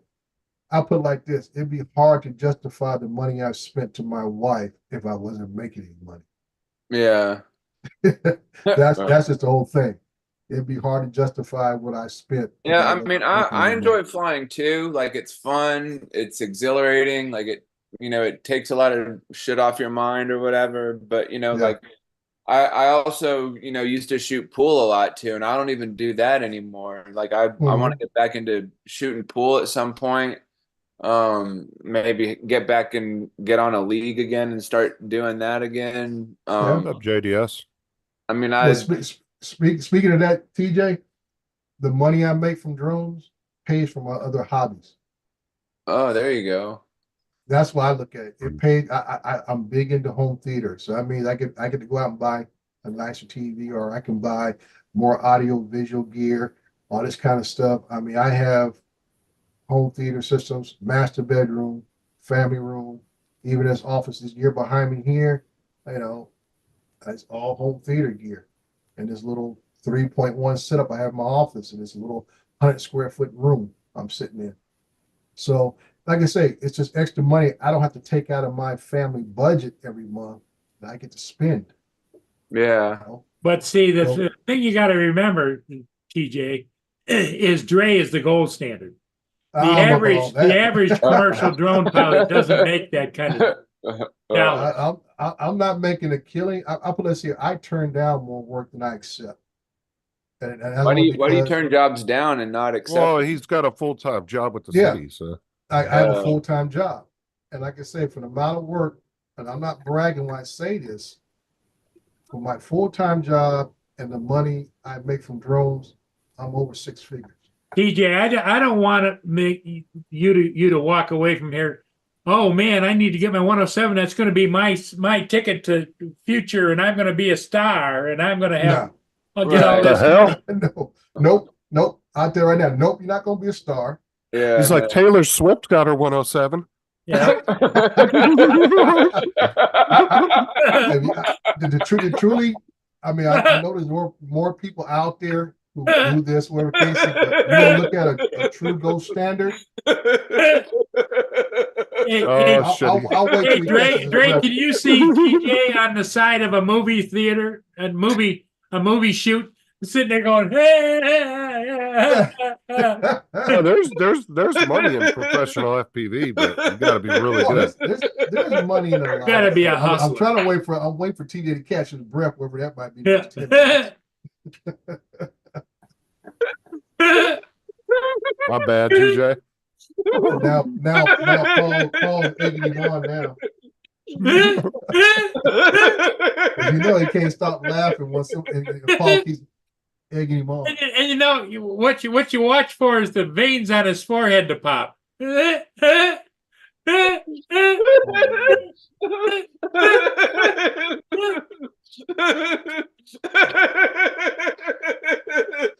That's pretty funny. Is Come it? on down, TJ. Come on down. I got something else to tell you. See, Justin, what you started with the Taylor Swift remarks. Taylor got her 107. That was pretty funny. That's Well, I'll tell you this, TJ. that's funny. When you look at That's people, good. somebody in your area, Oh, big, wow. big time YouTuber, big time drone guy, That's good. and you have to bring up Ken Dono's name Uh, when I talk about this. But you look at what Ken Dono does. that's funny. Ken Dono is an investor in a drone reseller business. Ken Dono has a line of printers that puts out products for drone accessories. Ken Dono also goes out and do real estate shooting. So he has at least 3 to 4 different sources of work, income driving him to be where he's at today and stuff. Now, I remember when I first got into this, like I say, back in 2018, I used to see one of the guys who'd be a big name in the drone business was Ed Ricker. Ed Ricker, I kind of followed his path to get my 107 because he was on the That path mark. to get his. Now, Ed Ricker has pretty much walked away from YouTube for the most part. I think he put out a video last week was the first video he put out in like 6 months. I had to give him a hard time about it, but these were guys I used to watch back in the day and stuff, and they have walked away from it and doing whatever they're doing in their lives and stuff. So I think drone business work is a great side hustle. Now, if you're looking to become a corporation to where you go out and bid on jobs and then you assign them out to other pilots, that's when you're really big time star. When you are the next I don't, drone base, the next droners IO or whatever, but then I don't know. you're just go ahead. Go ahead. Oh, I was going to just answer Daryl. I don't know if you took YouTube away from that. There's a lot more successful pilots out there than Ken. Well, see, Way I'm more saying, successful. yeah, there's If you take successful YouTube off pilots. the table. Yeah, it's a more successful pilot, but you look at what all he does in general. That's what I'm saying. All he does in general, people forget Ken is part investor in DroneWorks. Okay, that's a reseller in Florida. Okay, he's part of that company. That's always teasing him about. Oh, you take another trip to Vegas on my money? Well, I just bought something from him and his partner Zach. All that kind of stuff. He's got a storefront. He's got a storefront on Etsy. Okay, where he's making all these drone accessories, and because of his history in the drone community, he knows exactly what we're looking for. So like I said, with all that beef between him and the other guy, with the guy kind of copied his idea for the I forgot what it was that he made, and the guy copied his stuff down to the T and stuff. Ken learned a valuable lesson about product protection, copywriting, all that kind of stuff, because somebody with the same kind of print as you in today's world can go out and make the same thing you made. So there's a lot To of be things honest, to be learned. because honestly, I mean, Daryl probably does more work than he does. To be honest, Daryl's on the fucking road 24/7. Yeah, but Daryl works for a company. Works for a I'm company. just saying, experience-wise, I think No, Daryl's oh yeah, probably racked experience. up Oh a lot of there's- experience. yeah, this like you say, I remember when Ken first got into FPV, okay, and everything else. So he put the time in to learn this stuff. I'm just saying the overall business platform hell. where you're on that level where your business generates the income for you without you generating income for your business, that's when you're on the star side. Okay, if you don't know what I'm saying is, in other words, all the things that he does, what we call passive income, where things he has worked on, things that he works with, are generating income for him without him actively having to devote all his time to it. That's what we call passive income. Active income is when you're the one out there beating the pavement, making it happen yourself. There's a difference. And that's why I said at star level, Daryl's doing great work. Daryl flies high dollar drones and flies probably more than most of us will ever fly in the history of our lives. But he's actively doing it. It's not like it's a difference would be as whoever Daryl works for, that's the guy who's sitting at the top of the ladder who is benefiting from the work that Daryl is doing actively. That guy is passively getting that money also. Oh, TJ for president, that'd be pretty wild.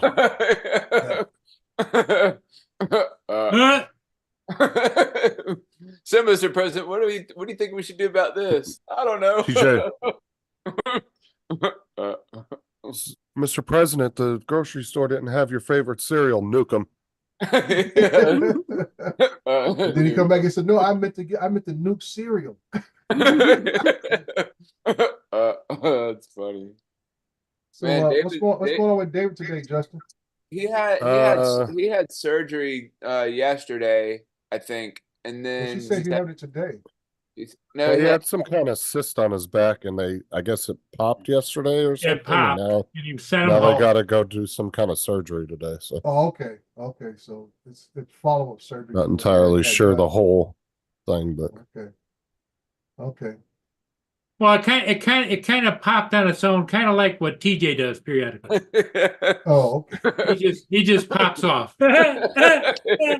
If you message me a messenger, Laura, I ain't saying nothing to nobody unless you tell me to. That's funny. Yeah, that's great. Well, like I said, I hope the best for David. We need David around. We got nobody else to push about the incorrect language and driving habits of those over there. Yeah. Oh, did you ever respond back to Laura in Messenger, TJ? She was going to give you $10. Oh yeah, Wow. cause Oh, wow. yeah, Yeah, cause. Yeah, because she said, TJ, I will give you $10 if you respond to this message right now about the ones where the birds are playing with that ball or whatever. Mm. Oh, no response. I will keep. Dude, everybody keeps trying to offer you free stuff and you're just not responding. I don't understand what's going on here. Well, I have 6 hours left before I start messaging people. So. Yeah, I think it was what, 5 p.m. we figured out. Yeah. I think it was 5 p.m. Yeah. I'll be at work by that time, so I'll check it and be like, oh yeah, I can message people. Yeah. I know I'll be about 3:30 then if you got 5 hours. Yeah.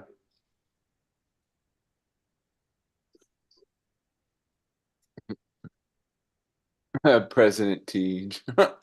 Hey guys, you guys have a great day. I am going to Okay, Lance, take care. Thanks for Hey, watching. I meant to ask you, is your mic muffled, or is your mic it's not like is it covered up by something, or because it's like muffled? is it? No, Not real he's clear. using a webcam mic, so they're not the best. He's using a webcam.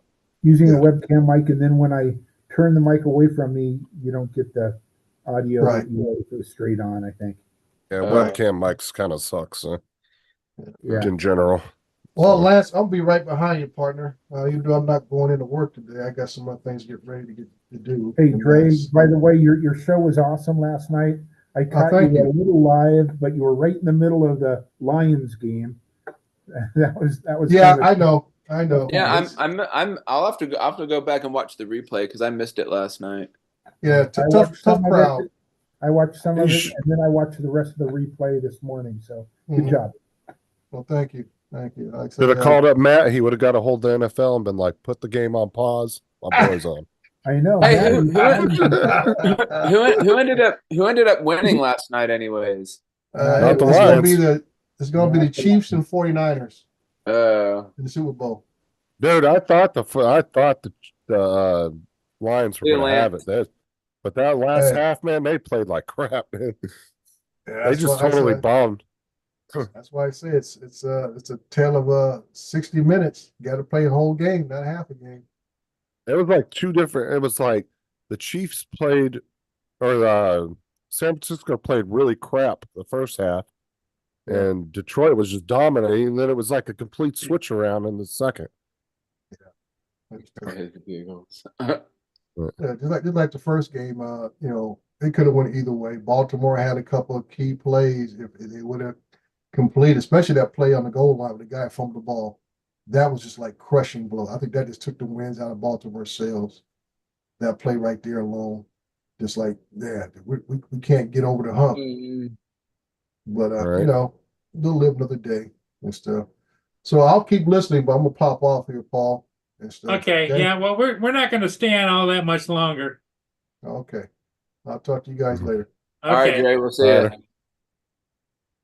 Yeah, I think TJ's got important presidential things to do. Well, no, he's going to spend the rest of the morning trying to decide what he should do. Yeah, what I should do. Should I get my Widow 7 or should I not get it? Should I spend all that time and money? I don't know. And I how mean- well do you know the commercial drone pilot market down there? Well, I and mean- the best way to learn is you're going to have to apprentice under somebody. And I Yeah. mean somebody that's got experience, a You lot got of to find experience. somebody that'll hire your ass. Yeah. No. You could do like Daryl did. Daryl went and got it. He told, like, when he was telling us about it, he said he went and got a job. He didn't really know anything. And he worked with the guy, for like, I think Daryl said 2 or 3 weeks. And they taught him as much as he could and went from there. But Hey, what's you up, can guys? also, That's not a normal. but before you get your 107, TJ, technically you can fly under somebody else's license if they're with Right. you on That, and the, on the job site. that's what Maddie had told me. I could fly under him because he's got his 107. Yeah, but you need to find somebody that's got a lot of experience. So, like, you need to find somebody like Dre or Al or Daryl that you don't expect to get paid. You know what I'm saying? But to go out to the job sites with them and learn with them, because it's going to be kind of like an apprentice's position. You know what I'm saying? Like, Don't expect to get any money out of it, but Right. it's a free learning experience. You need somebody that's got a lot of experience. Not, I mean, because it also depends on what you want to go into. Do you want to do mapping? Do you want to do real estate? And real estate I would say, is a little bit easier than what Daryl and them do, but because there's not as much equipment involved. But you also have to be somewhat of a photographer and kind of have an eye for photography as well.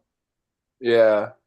I mean, like I take when I fly my Air 2S, when I put it up and I try to take like pretty good pictures and post them on Facebook so everybody else can see them. So I mean, like I don't know, like See, like I was gonna learn from Jim from Above and Beyond Drones because he was doing actual power line inspections for the power cut for Tico.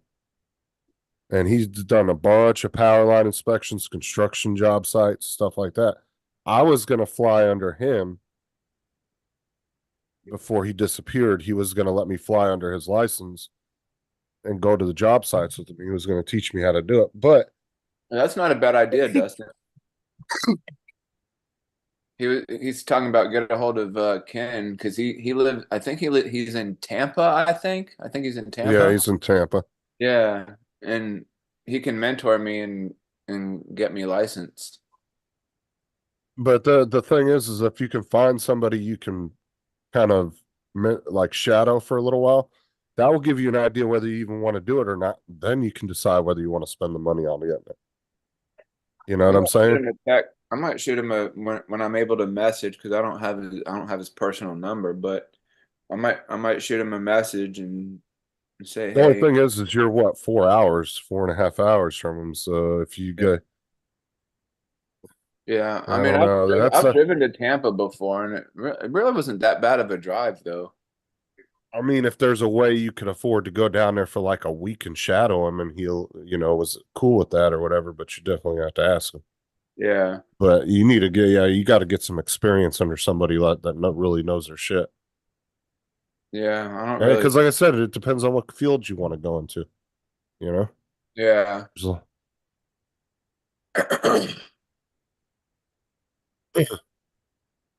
right, and that's then just like Don said, they need to be able to take the. That's why you want to be standing there with the pilot, in just case you do something, they can grab the controller from you. I mean, like I told Dre, like I really like flying my Avata. I very rarely fly the Air 2S or the Mini 2 or whatever. But I mean, I fly majority of the time the Avata, but because I like that cinematic feature and all that stuff. So But yeah, if you could, that's what I'm saying. If you could find somebody that's that experienced, like Daryl, Dre, Al, you know all the guys in the community that do it for a living. yeah, If you can get somebody like that that's willing to let you shadow them, and like I said, don't expect to get no money or get paid for it, but it's like free learning, right? If you can get right, under them, then that will give you an idea. Do I like this work? Do I want to do this? Or do I not like it? And then you can decide right there whether you want to spend the money to get your license or not, and you want to go through all that hassle. yeah. And then you can work on that as you're continuing to shadow the person. I mean, I think I did one job with Maddie one time. We did he took a couple shots of a property. I went with him and just kind of watching him because he had his what was it, the Altel, he had the Altel drone, and he was just he wasn't doing any roof inspections. He was just taking shots of like the different shots of the property and all this stuff. And the other thing you gotta to realize too is if you go into like what Daryl's doing and you're not working for a company, bro, you're gonna spend a lot of money on equipment. I Yeah, mean, now you're talking, and it's tree, something like that. But you could probably get a job with a company kind of similar to what Daryl's company does. But that, unfortunately, you're going to have to probably get your license, before you do that. But yeah. I don't know if they teach you and then let you get it as you're working for them. I'm not sure about that. But But like I say, if you go off on your own though, don't expect to be able to do like mapping with the Mini 2. Yeah. You got to get some serious equipment for sure. Yeah. Like, I mean, because like Dre said before, you know, that when he goes to certain jobs, they give him a list, and he has to have one of those drones on that list. He can't just pick whatever drone he wants to use. You know, if they specifically ask for an empty, you know, a Phantom 4 Pro, and that's what they want, that's what you got to use. You know, in Well, see, order to do the job. I filmed my neighbor's wedding with my when I had my Mavic Air 2. I filmed their wedding, and then I just put it on I put it on a Don't hard do drive. weddings, bro. Don't do weddings. Well, Just trust me. Ask Donald. Ask Ron Lockwood. Me and Donald were talking about this the other day. Donald said, "Oh hell no, they're nightmares." well, see, They like said- where they got married was, you know, it was a good location, but there were some trees around or whatever.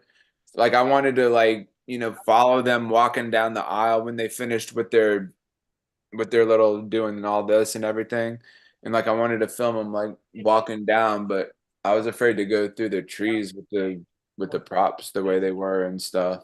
Good with everything.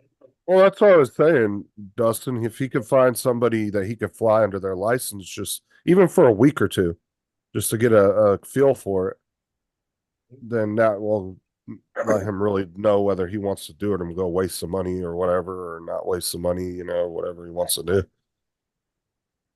She's like this right now. But It takes the pain away, doesn't it? even if you can find somebody just to shadow for a week, Yeah, you know what I'm saying? Come here. I mean, I don't like I'll Al, give you like, somewhat of an idea. Al from South Florida Drone Flyers. He has his 107, but he's not doing anything with it though. Well, a lot of the guys went out and got their 107 just to have it because Just- it gave them more freedom for their YouTube videos. Yeah, Because now they could fly over a building 400 feet over a building, and you know, it gave them a little bit more flexibility to be able to do better shots on their videos. You say There's a lot of guys out there had their 107 and haven't done a single fucking thing with it. right. But like I said, when they fly quote unquote commercial yeah, while they're filming their YouTube video, they can do certain things that a standard pilot can't do. You know, a recreational pilot. So gives them more flexibility to be able to get you know, to be able to do other things. I keep piling Yeah. out here. Keep digging it Yeah, up. but the only problem is Dustin is he's like 4.5 hours away from DJ because he's about an hour past me, hour and a half, and you're what 3 hours from me? Yeah, I 2.5? think that seems about right. Yeah. Yeah, about 2.5, 3 hours. Hmm. So yeah, you're there. That's unless you can go down there for like a week and actually stay down there and stay in a hotel or whatever, and he's cool with you shadowing him for a week. That's one thing, but you can't make that trip every day to go down there Yeah. for a week or two. That's a lot of fucking Yeah. driving. Yeah. That's like 8 hours. That's like eight or 9 hours of driving. Yeah, that's crazy. I mean, I know a couple people that I could stay with down there if I chose to do that. So He'll come back down later. Oh yeah, I'll be there. The thing is you would have to, you know, Okay, the time you have to take off from work and Talking about her. you know all that stuff. Oh, here's my Meals on Wheels. Does anybody know any professional pilots I don't know. You have that live down by where are you down? But West Palm Beach, right? Yeah, yeah. I mean, the only person that I know and hang out with quite often is Maddie. So because he has his 107, but I don't think he's Yeah, but like I said, he just started though, dude. You need somebody that's super experienced, can really give you some good pointers and stuff. And trying to learn from somebody remotely is, I don't know. I mean, you can kind of watch some YouTube videos and get some ideas, but it ain't the same as doing it in person on, you know. Everything's better hands on. You learn a lot quicker. right. Yeah, You retain the information better by doing that. I got plenty of. You don't want to be out there on a job site looking at your laptop trying to watch a YouTube video while you're trying to fly. Yeah. I'd be like, all right, so I have to do it like this. Now, how do I get that angle shot again? Yeah. Go back. Welcome to Corey's world. Today we're going to teach you how to fly a drone. That's That's exactly funny. what's going to happen. Yeah. Welcome to Corey's world. That's funny.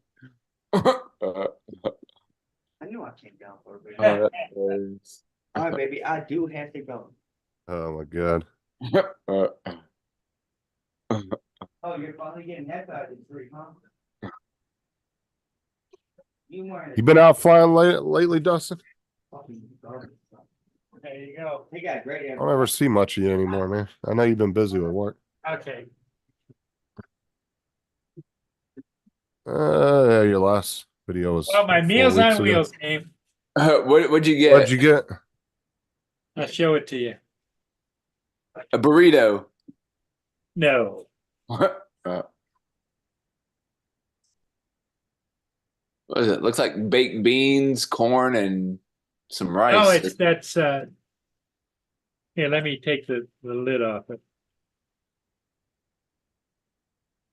Looks like chicken and Mark, JDS is making his 4th attempt to go. Make a change from first.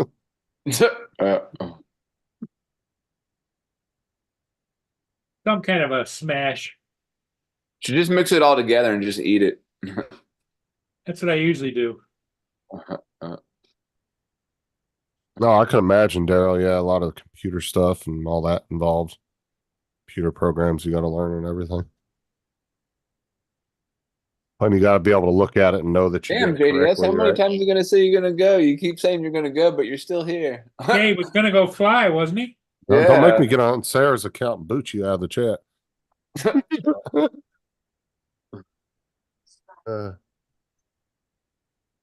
Yeah, I didn't get a notification about Dre going live last night, or maybe I did. I just didn't pay attention or Oh, whatever. he sent it out. Well, he sent it out to everybody in Messenger, but you didn't respond. So he did. He sent a mass message out to a bunch of people. A bunch of people last night got a message from him saying he was going live. Oh. Are you sub to his channel or? I think You so. might want to double check because you know how YouTube unsubs you sometimes. Right. It's I always recover my drones. Oh, Recovery One drones or something. No, Dre's is I always have to recover my drones. Oh, is that what it is? No, it's Recovery One drones. Just giving Dre a hard time. Yeah. Yeah, I'm subscribed to it. Okay. Mm. Make sure the bells ring. What was it? Was it the last call FAA and law enforcement? Yeah, that was the one from last night. Yeah, I listened to it as I was going to sleep last night.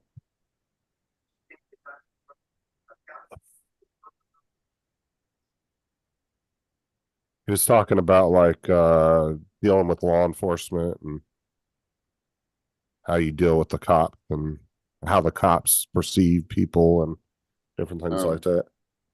There was one thing I can't remember what it was, Dre, but you were talking about it and then you said we'll discuss it later and you never brought it back up. I can't remember what it was about though.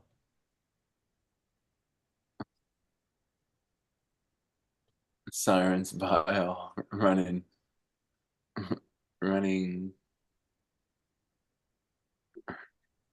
The good, Paul? So Frozen, For free. a frozen dinner.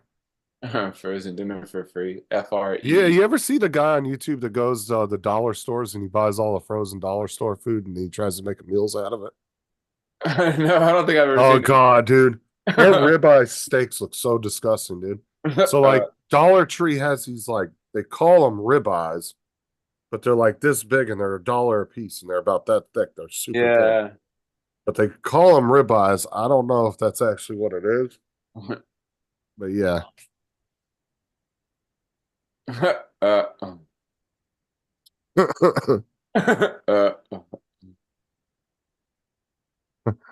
No, I was trying to remember what it was because it sounded interesting when you were talking about it. And I can't fucking remember.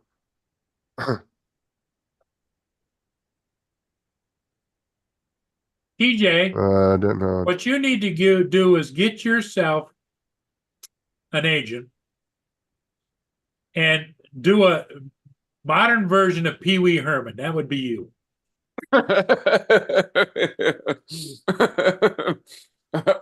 Well, from what TJ has said, mad props.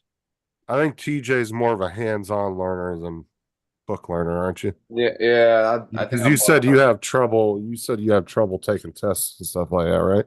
Yeah. You might be able to learn from videos, but some people could learn from YouTube videos like that. I don't know. From the way you've described yourself learning stuff, I don't know. That would be the best option for you. You might be able to learn a few things, but like I said, you seem to be somebody you would, if you taught hands on, you'd probably retain it pretty well. Yeah.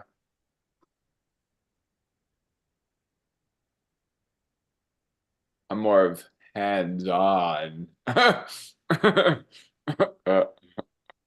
Show up on the job site on Pee Wee's bike. Here I go. I'm here with my Phantom 4. That's funny. Pee Wee's about to You give need, you a you, mini. need to practice that little penguin walk you used to do. Yeah, little penguin. Yeah. Start doing that around the neighborhood and see what your wife does. Dress up in the Pee Wee Herman outfit and get the little bike or whatever. Yep. On Pee Wee's bike. That's funny.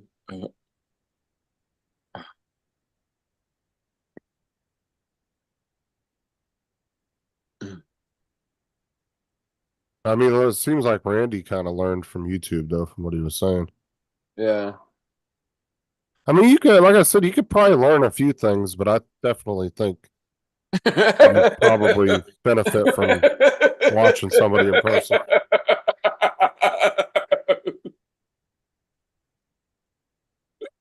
Fucking JDS. Sorry, such an idiot. Become a contortionist and kiss your own ass. Oh my god. Here we go, JDS. JDS started up the second round.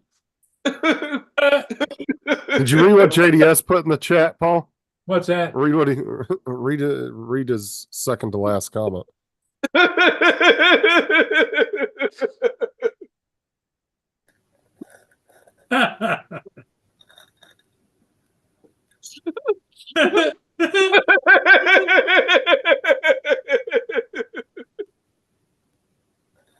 Ah, true that, right? Yeah, I get that, Randy. That's funny.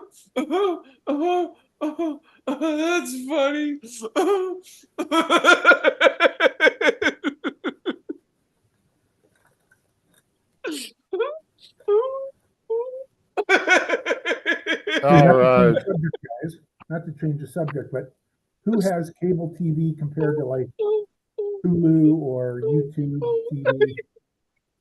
I have both. Why? What's up? You have cable and Hulu? Yeah. I'm just wondering, cost-wise, would I save money if I went YouTube TV? Cable? Oh, that's funny. Isn't YouTube TV like 70 or 80 bucks a month? Hilarious. I'm not sure what the price is on that. I've never had YouTube TV, so I'm not entirely sure. There, we found you a work uniform, TJ.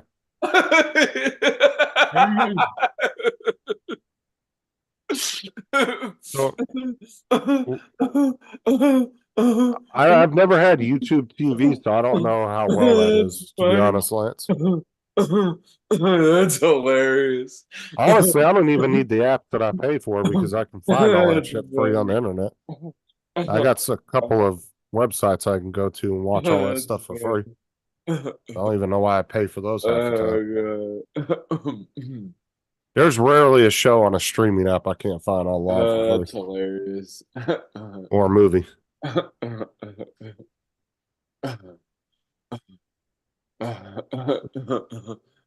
Well, I'm looking for like, I'm a big sports nut, so I'm looking for ESPN. Right now, my cable has like That's 5 hilarious. ESPN channels.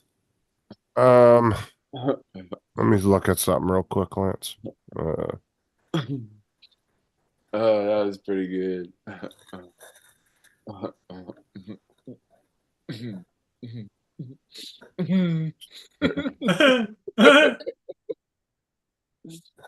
Now, if you do, you can do Disney Plus and Hulu together bundled, and I think it's only like $8 a month with ads.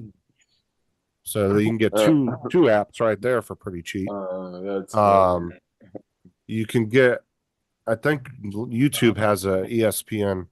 I know that they just picked up the NFL ticket.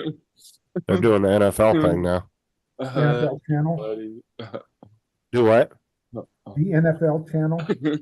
No, the YouTube just picked up the rights to the NFL ticket or whatever. So they're showing you can buy the NFL ticket packages through YouTube now and watch it off of YouTube. That's So hilarious. in layman's terms, what does that mean? Probably. Pretty much like it just gives you access to all the football games through YouTube. So if I wanted to But watch it's a- Tennessee, and I don't live in Tennessee, I wanted to watch the Tennessee game, I could find it. Well, I think ESPN has their own app as well too. I mean, you could probably get, let's say, cable's going to run you about what, Funny. $80-$100 a month on average. I pay You could- $280 with my internet and my cable, and I have Netflix tied to that as well. That's the only Okay, app. so how much do you know how much your cable is if you take off just the cable off of that and separate it? I'll have to look, but I think my cable's about 100.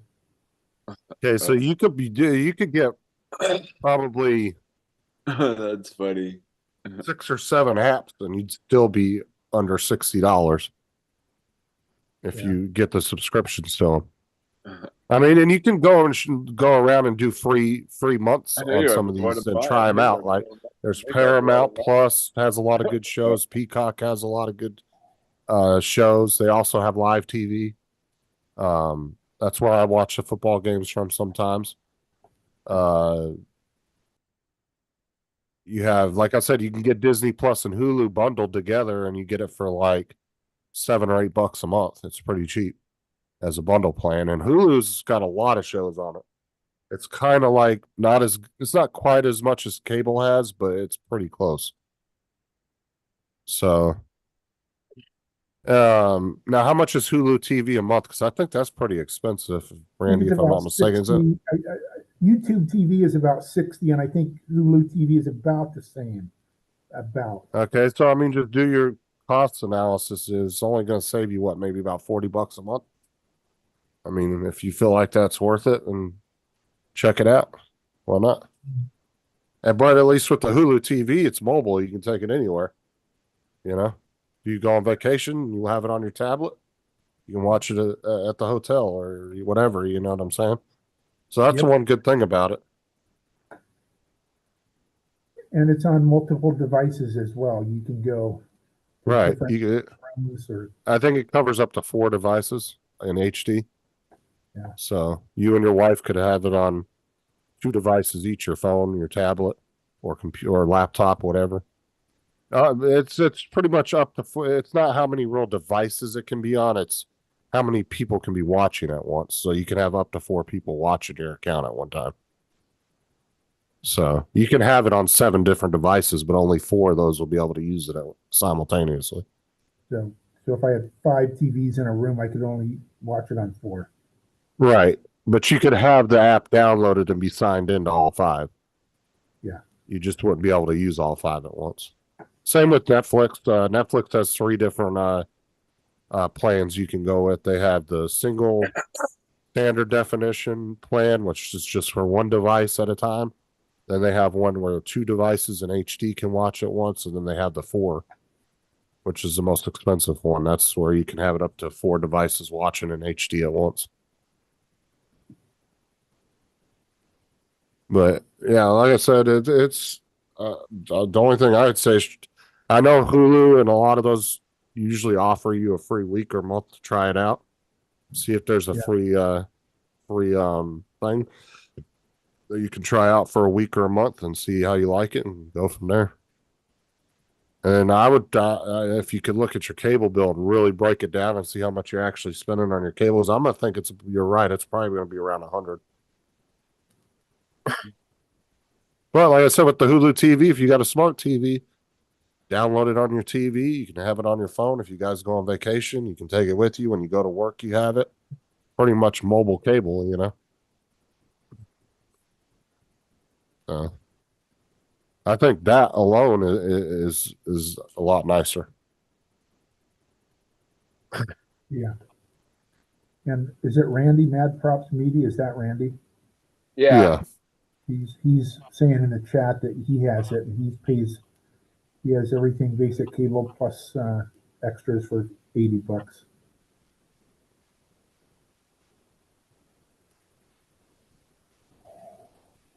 Right. And now they might actually have a now, Randy, do you know if they have a deal of bundling Disney Plus with that? Because you might I know that Hulu and Disney have a thing where they bundle, so you might even be able to get Disney thrown in on it if it's not already included. And that unlocks like all kinds of Star Wars stuff. You know, if you got grandkids, there's movies on there they can watch. Unlocks all the kids stuff.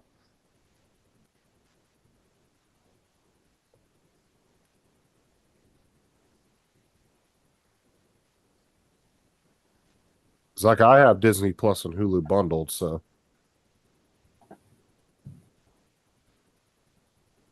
Okay, so Randy's saying there isn't a free trial, unfortunately, for Hulu TV. So I don't know. I guess you're gonna probably have to just suck it up and pay for it for a month and see if you like it, or maybe go on YouTube and see if anybody's got videos kind of where they show you the layout and stuff. See if it's something you Yeah. like. Yeah, I've been doing research on that, and YouTube TV as well. And I don't know that one of my TVs is a smart TV, so I think I have to get.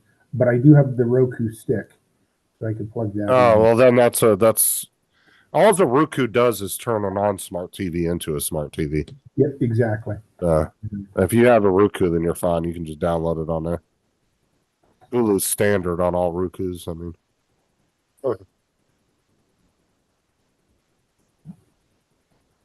okay, so yeah, he gets 80 live. Plus, he gets Disney and ESPN all for that package deal of $79 a month. So that's not a bad deal. Because Disney alone unlocks a shit ton of content. I mean, a crap ton of content. So, plus you'll get your ESPN you wanted. So, and I'll save you about $40 a month.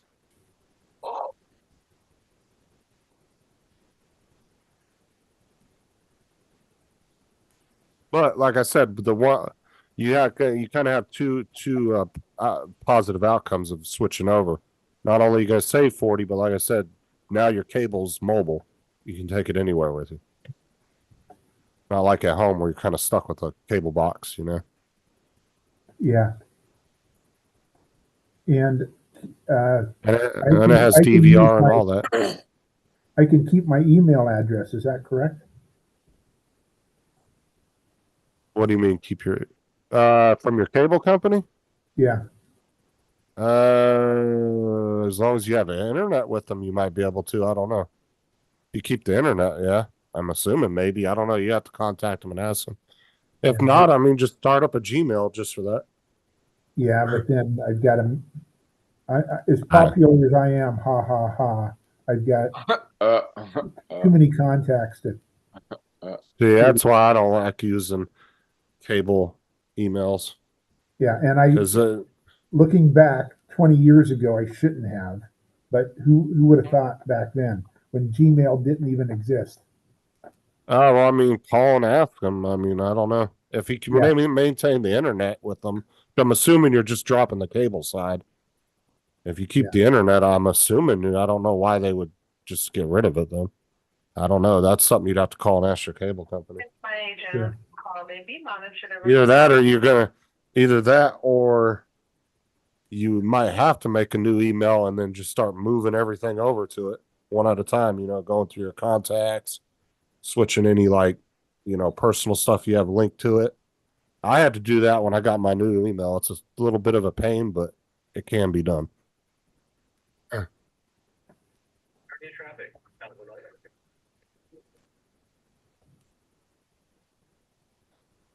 Yeah, because a lot of people don't realize how much shit they have linked to their email, accounts they set up with companies and all that. And so Exactly. yeah, if you moving stuff over, yeah, like I said, you can move everything from one email to another. It's a pain because you have to go through everything individually, but it can be done. It took me like 2 days to get mine moved over because of all the stuff I had.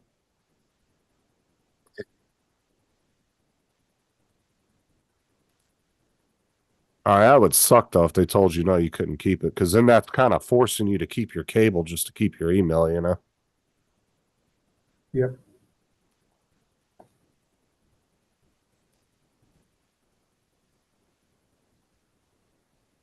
That might have been why they did that at one point. I don't know.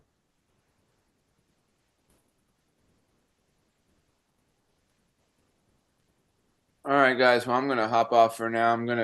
Got some things to do around the house, I guess. I'm gonna go relax. Got some dishes in the sink that need to be attended to, so I'm gonna go take care of that stuff. But I will see all y'all later. Okay. Later. Peace. Just so you're aware, we have Yeah, TJ. a burn to water. Oh, Edward, that drone's long gone, bro. All that ice moved. So To check down for. When are His you drone getting ain't your there no drone, more. Paul? What's that, Lance? You're muffled. When Wednesday. are you getting your drone? I don't know. Then, if we finish He's You're- supposed he was going to ship it later today, I think. yeah, he's already got the tracking number and shipping label. It's supposed to be here Wednesday, or at Paul's house Wednesday.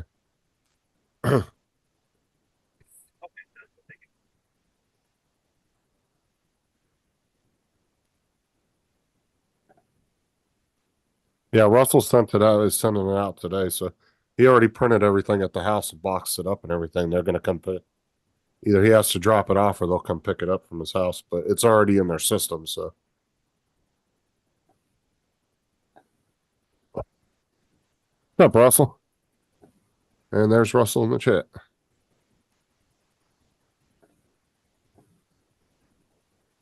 Don't worry, Russell. I'm always here to remind Paul 46 times for you.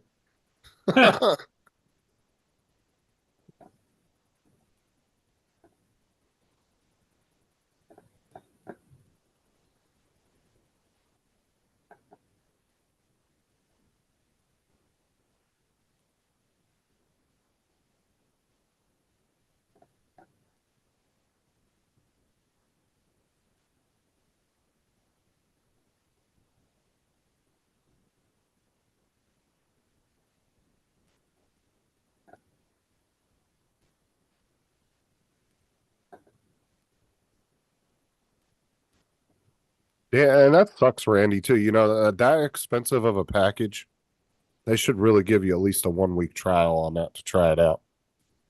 Because, like, to go spend $80 on something and you're not even sure if you're going to like it, they need to at least give you a week to try it, or even if 48 hours, something. I think YouTube gives, depending on when you try to book with them, anywhere from a week to a month.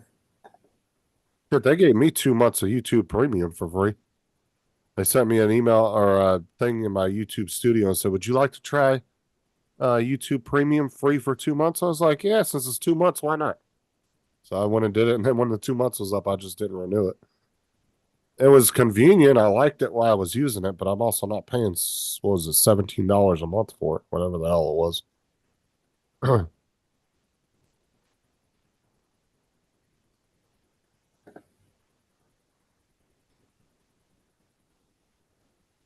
Yes, Mini 3 Pro. So one Paul's getting.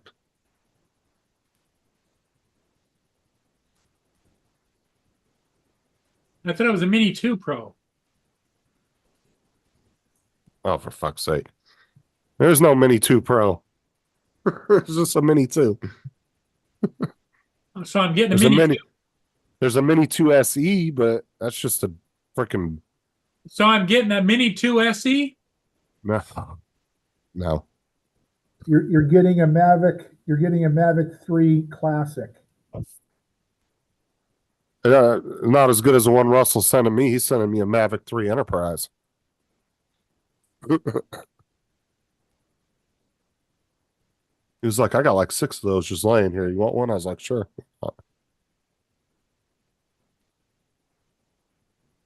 45 minutes of flight time. So it'll take about 6 minutes off of that, roughly. About 39 minutes. Give or take, because they always say take off like 5 or 7 minutes.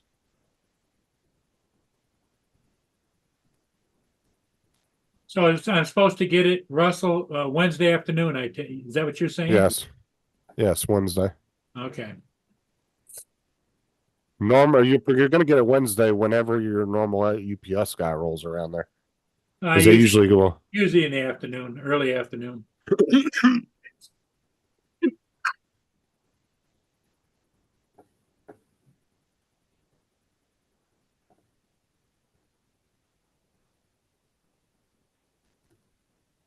And then mine should be here on Tuesday. Russell sent mine early. What's Russell sending you? I was just joking. So he was sending me a Mavic 3 Enterprise. Like a Well, that's nice of $9,000. him. How much is one of those? Isn't those are like, what, 6 or 7,000 for one of them? I think, or more. I think around 9,000, something like that. These things ain't cheap. Because I think the Mavic 3, what is it? What's the $6,000 one? The Cine, That one's like $6,000, ain't it? yeah, right around there. Like Yeah, 50. so the Enterprise would probably be around 9 or 10, I'm assuming. Does the Cine have the night vision? I have no idea, to be honest with you.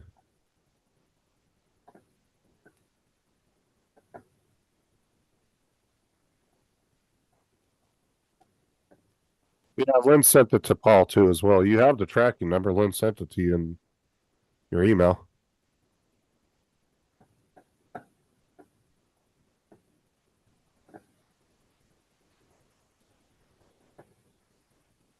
No, he's getting a Mini 3 Pro. That's the one Russell sent him. It's kind of like the Costco bundle with the 2 batteries, how Costco always does the 2 batteries. Costco's always had weird bundles like that where instead of it's like a Fly More, but like a half a Fly More because they usually come with like 2 batteries and they're always stripped down just a little bit than your normal Fly More.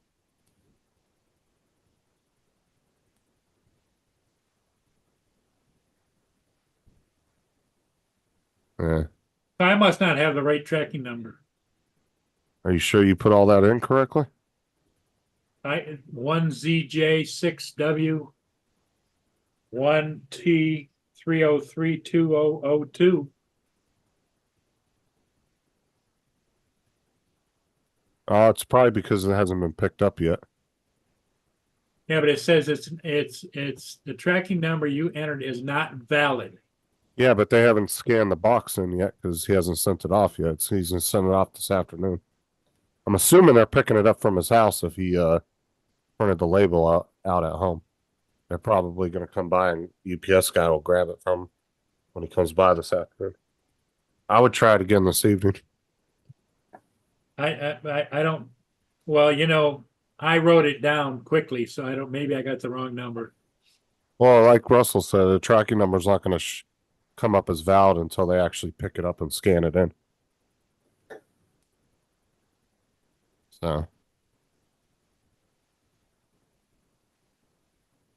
All you have to do is just go to your email and copy and paste it. And Lynn sent it to you in your email. She did. Yeah, I'm pretty sure she did. Yeah. Or I did. One of us did.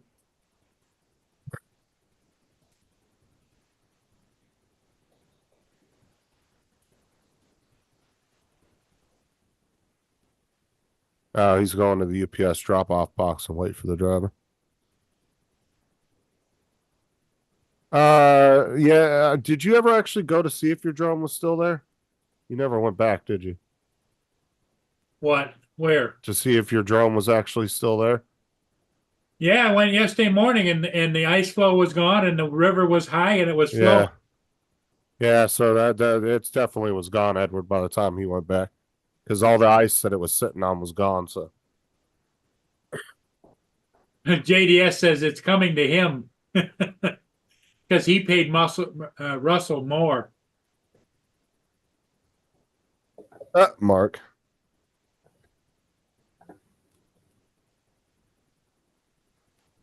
JDS, it's coming to me, Paul. I paid Russell more. Well, if you gave Russell $1, you already paid more than Paul did. Yeah, Russell just sending it to me out of the goodness of his heart. Felt bad that I lost my drone.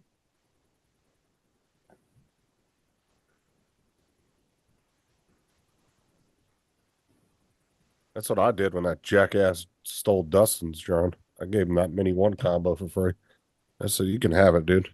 I ain't even going to go through the hassle of trying to resell it anyway. So, and it wasn't getting used, so I'd rather go to somebody that's going to use it. So,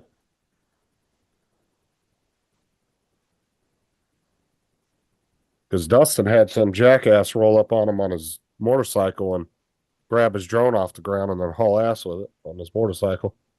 Dustin couldn't catch up with him. Dude got pissed. He was flying around the area.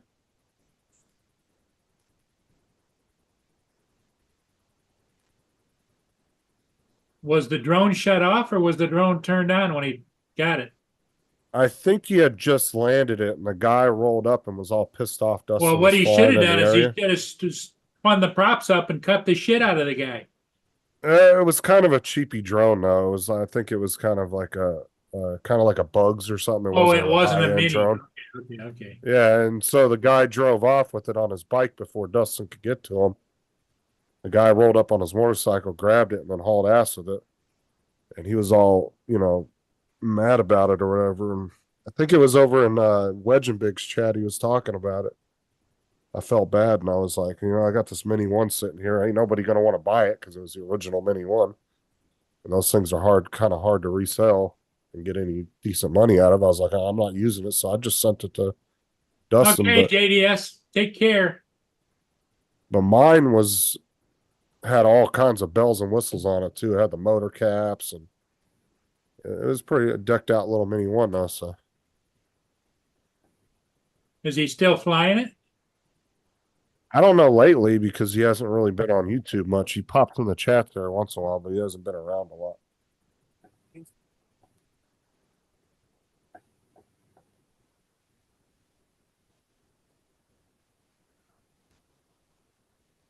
But to be honest with you, if I wouldn't have sold it to him, it probably would have, or if I not sold it, but if I wouldn't have gave it to him, it probably would still be sitting here.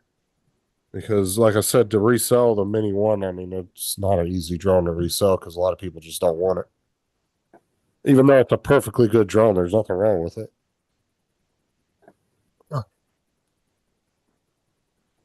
lot of people look at the Mini 1 like they're garbage now, and they're still really good drones. 2.7K. I mean, nothing wrong with those drones.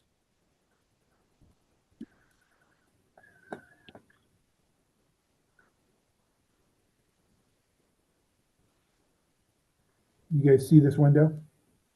Yeah, with the stream on it. Yeah. So, and I'm circling my drone. Oh yeah, I see that. So I took my drone off this morning, straight up. It didn't Uh-huh. like it. It did not like it. Why? Because of the white surface. So that the sensors were not sensing there was anything there, and it just kept going up and up and up. I had to grab it and force it back down to the table, and it finally turned off, you know, after sitting on the table for 15 seconds. Huh. So don't take What's up, off on a Dusty? white surface or like a water above water. I flew above water. Like the first time I ever did fly above water, I hovered about 5 feet above the water and it started to descend, and I freaked out. And You think it was because of that table? Oh, this Is that- today was because of the table, the white table. Because that's it almost sent- like the color of concrete, so that's kind of weird. Because I've Yeah. taken off from concrete tons of times with my drones and never had issues. That's what I'm thinking. Uh. I'm not positive, but that's what I'm thinking. Well, what if it was because did you have good satellites, or was See, it and I like didn't look, and dadgummit, my goggles recorder SD card was full, so I can't go back and look.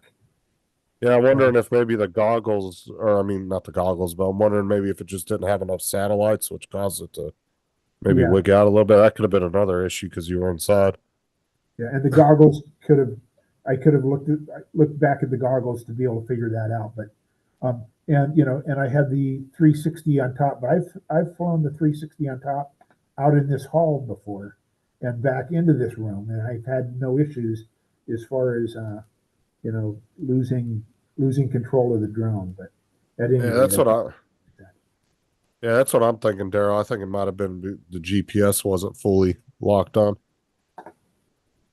Because, like I said, I've taken off from concrete plenty of times with quite a few different DJI drones and never seemed to mess with the sensors at all. But I don't know.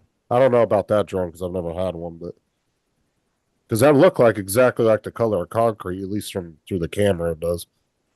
Yeah, it's a completely white with no, you know, I mean, in fact, it's a little bit of a reflection. It's kind of a shiny table. But I don't know. I don't know about that drone. I've never had one. Okay, guys, this is the second time I'm leaving, and I'm not coming back. I promise. That's what JDS keeps saying too. Well, he said bye up there a bunch of times with emojis and that. Now he's back in the chat again. My kids are about to walk in 2 minutes, so I'm ready for my lesson, and I'm gonna get ready. Have a good good class there and have a good day. Okay, Justin, you have a good day. Paul, have a good day, and anyone else that's in here. Bye now. That's true, Daryl. You could use check flight data on that. See what it said it did. Okay. I don't know. Do Justin, those? Okay. I You think shutting it down? I'm gonna call it. Yep. All right. Everybody, thanks for being here. We'll see all of you again later today. Later. Bye for now.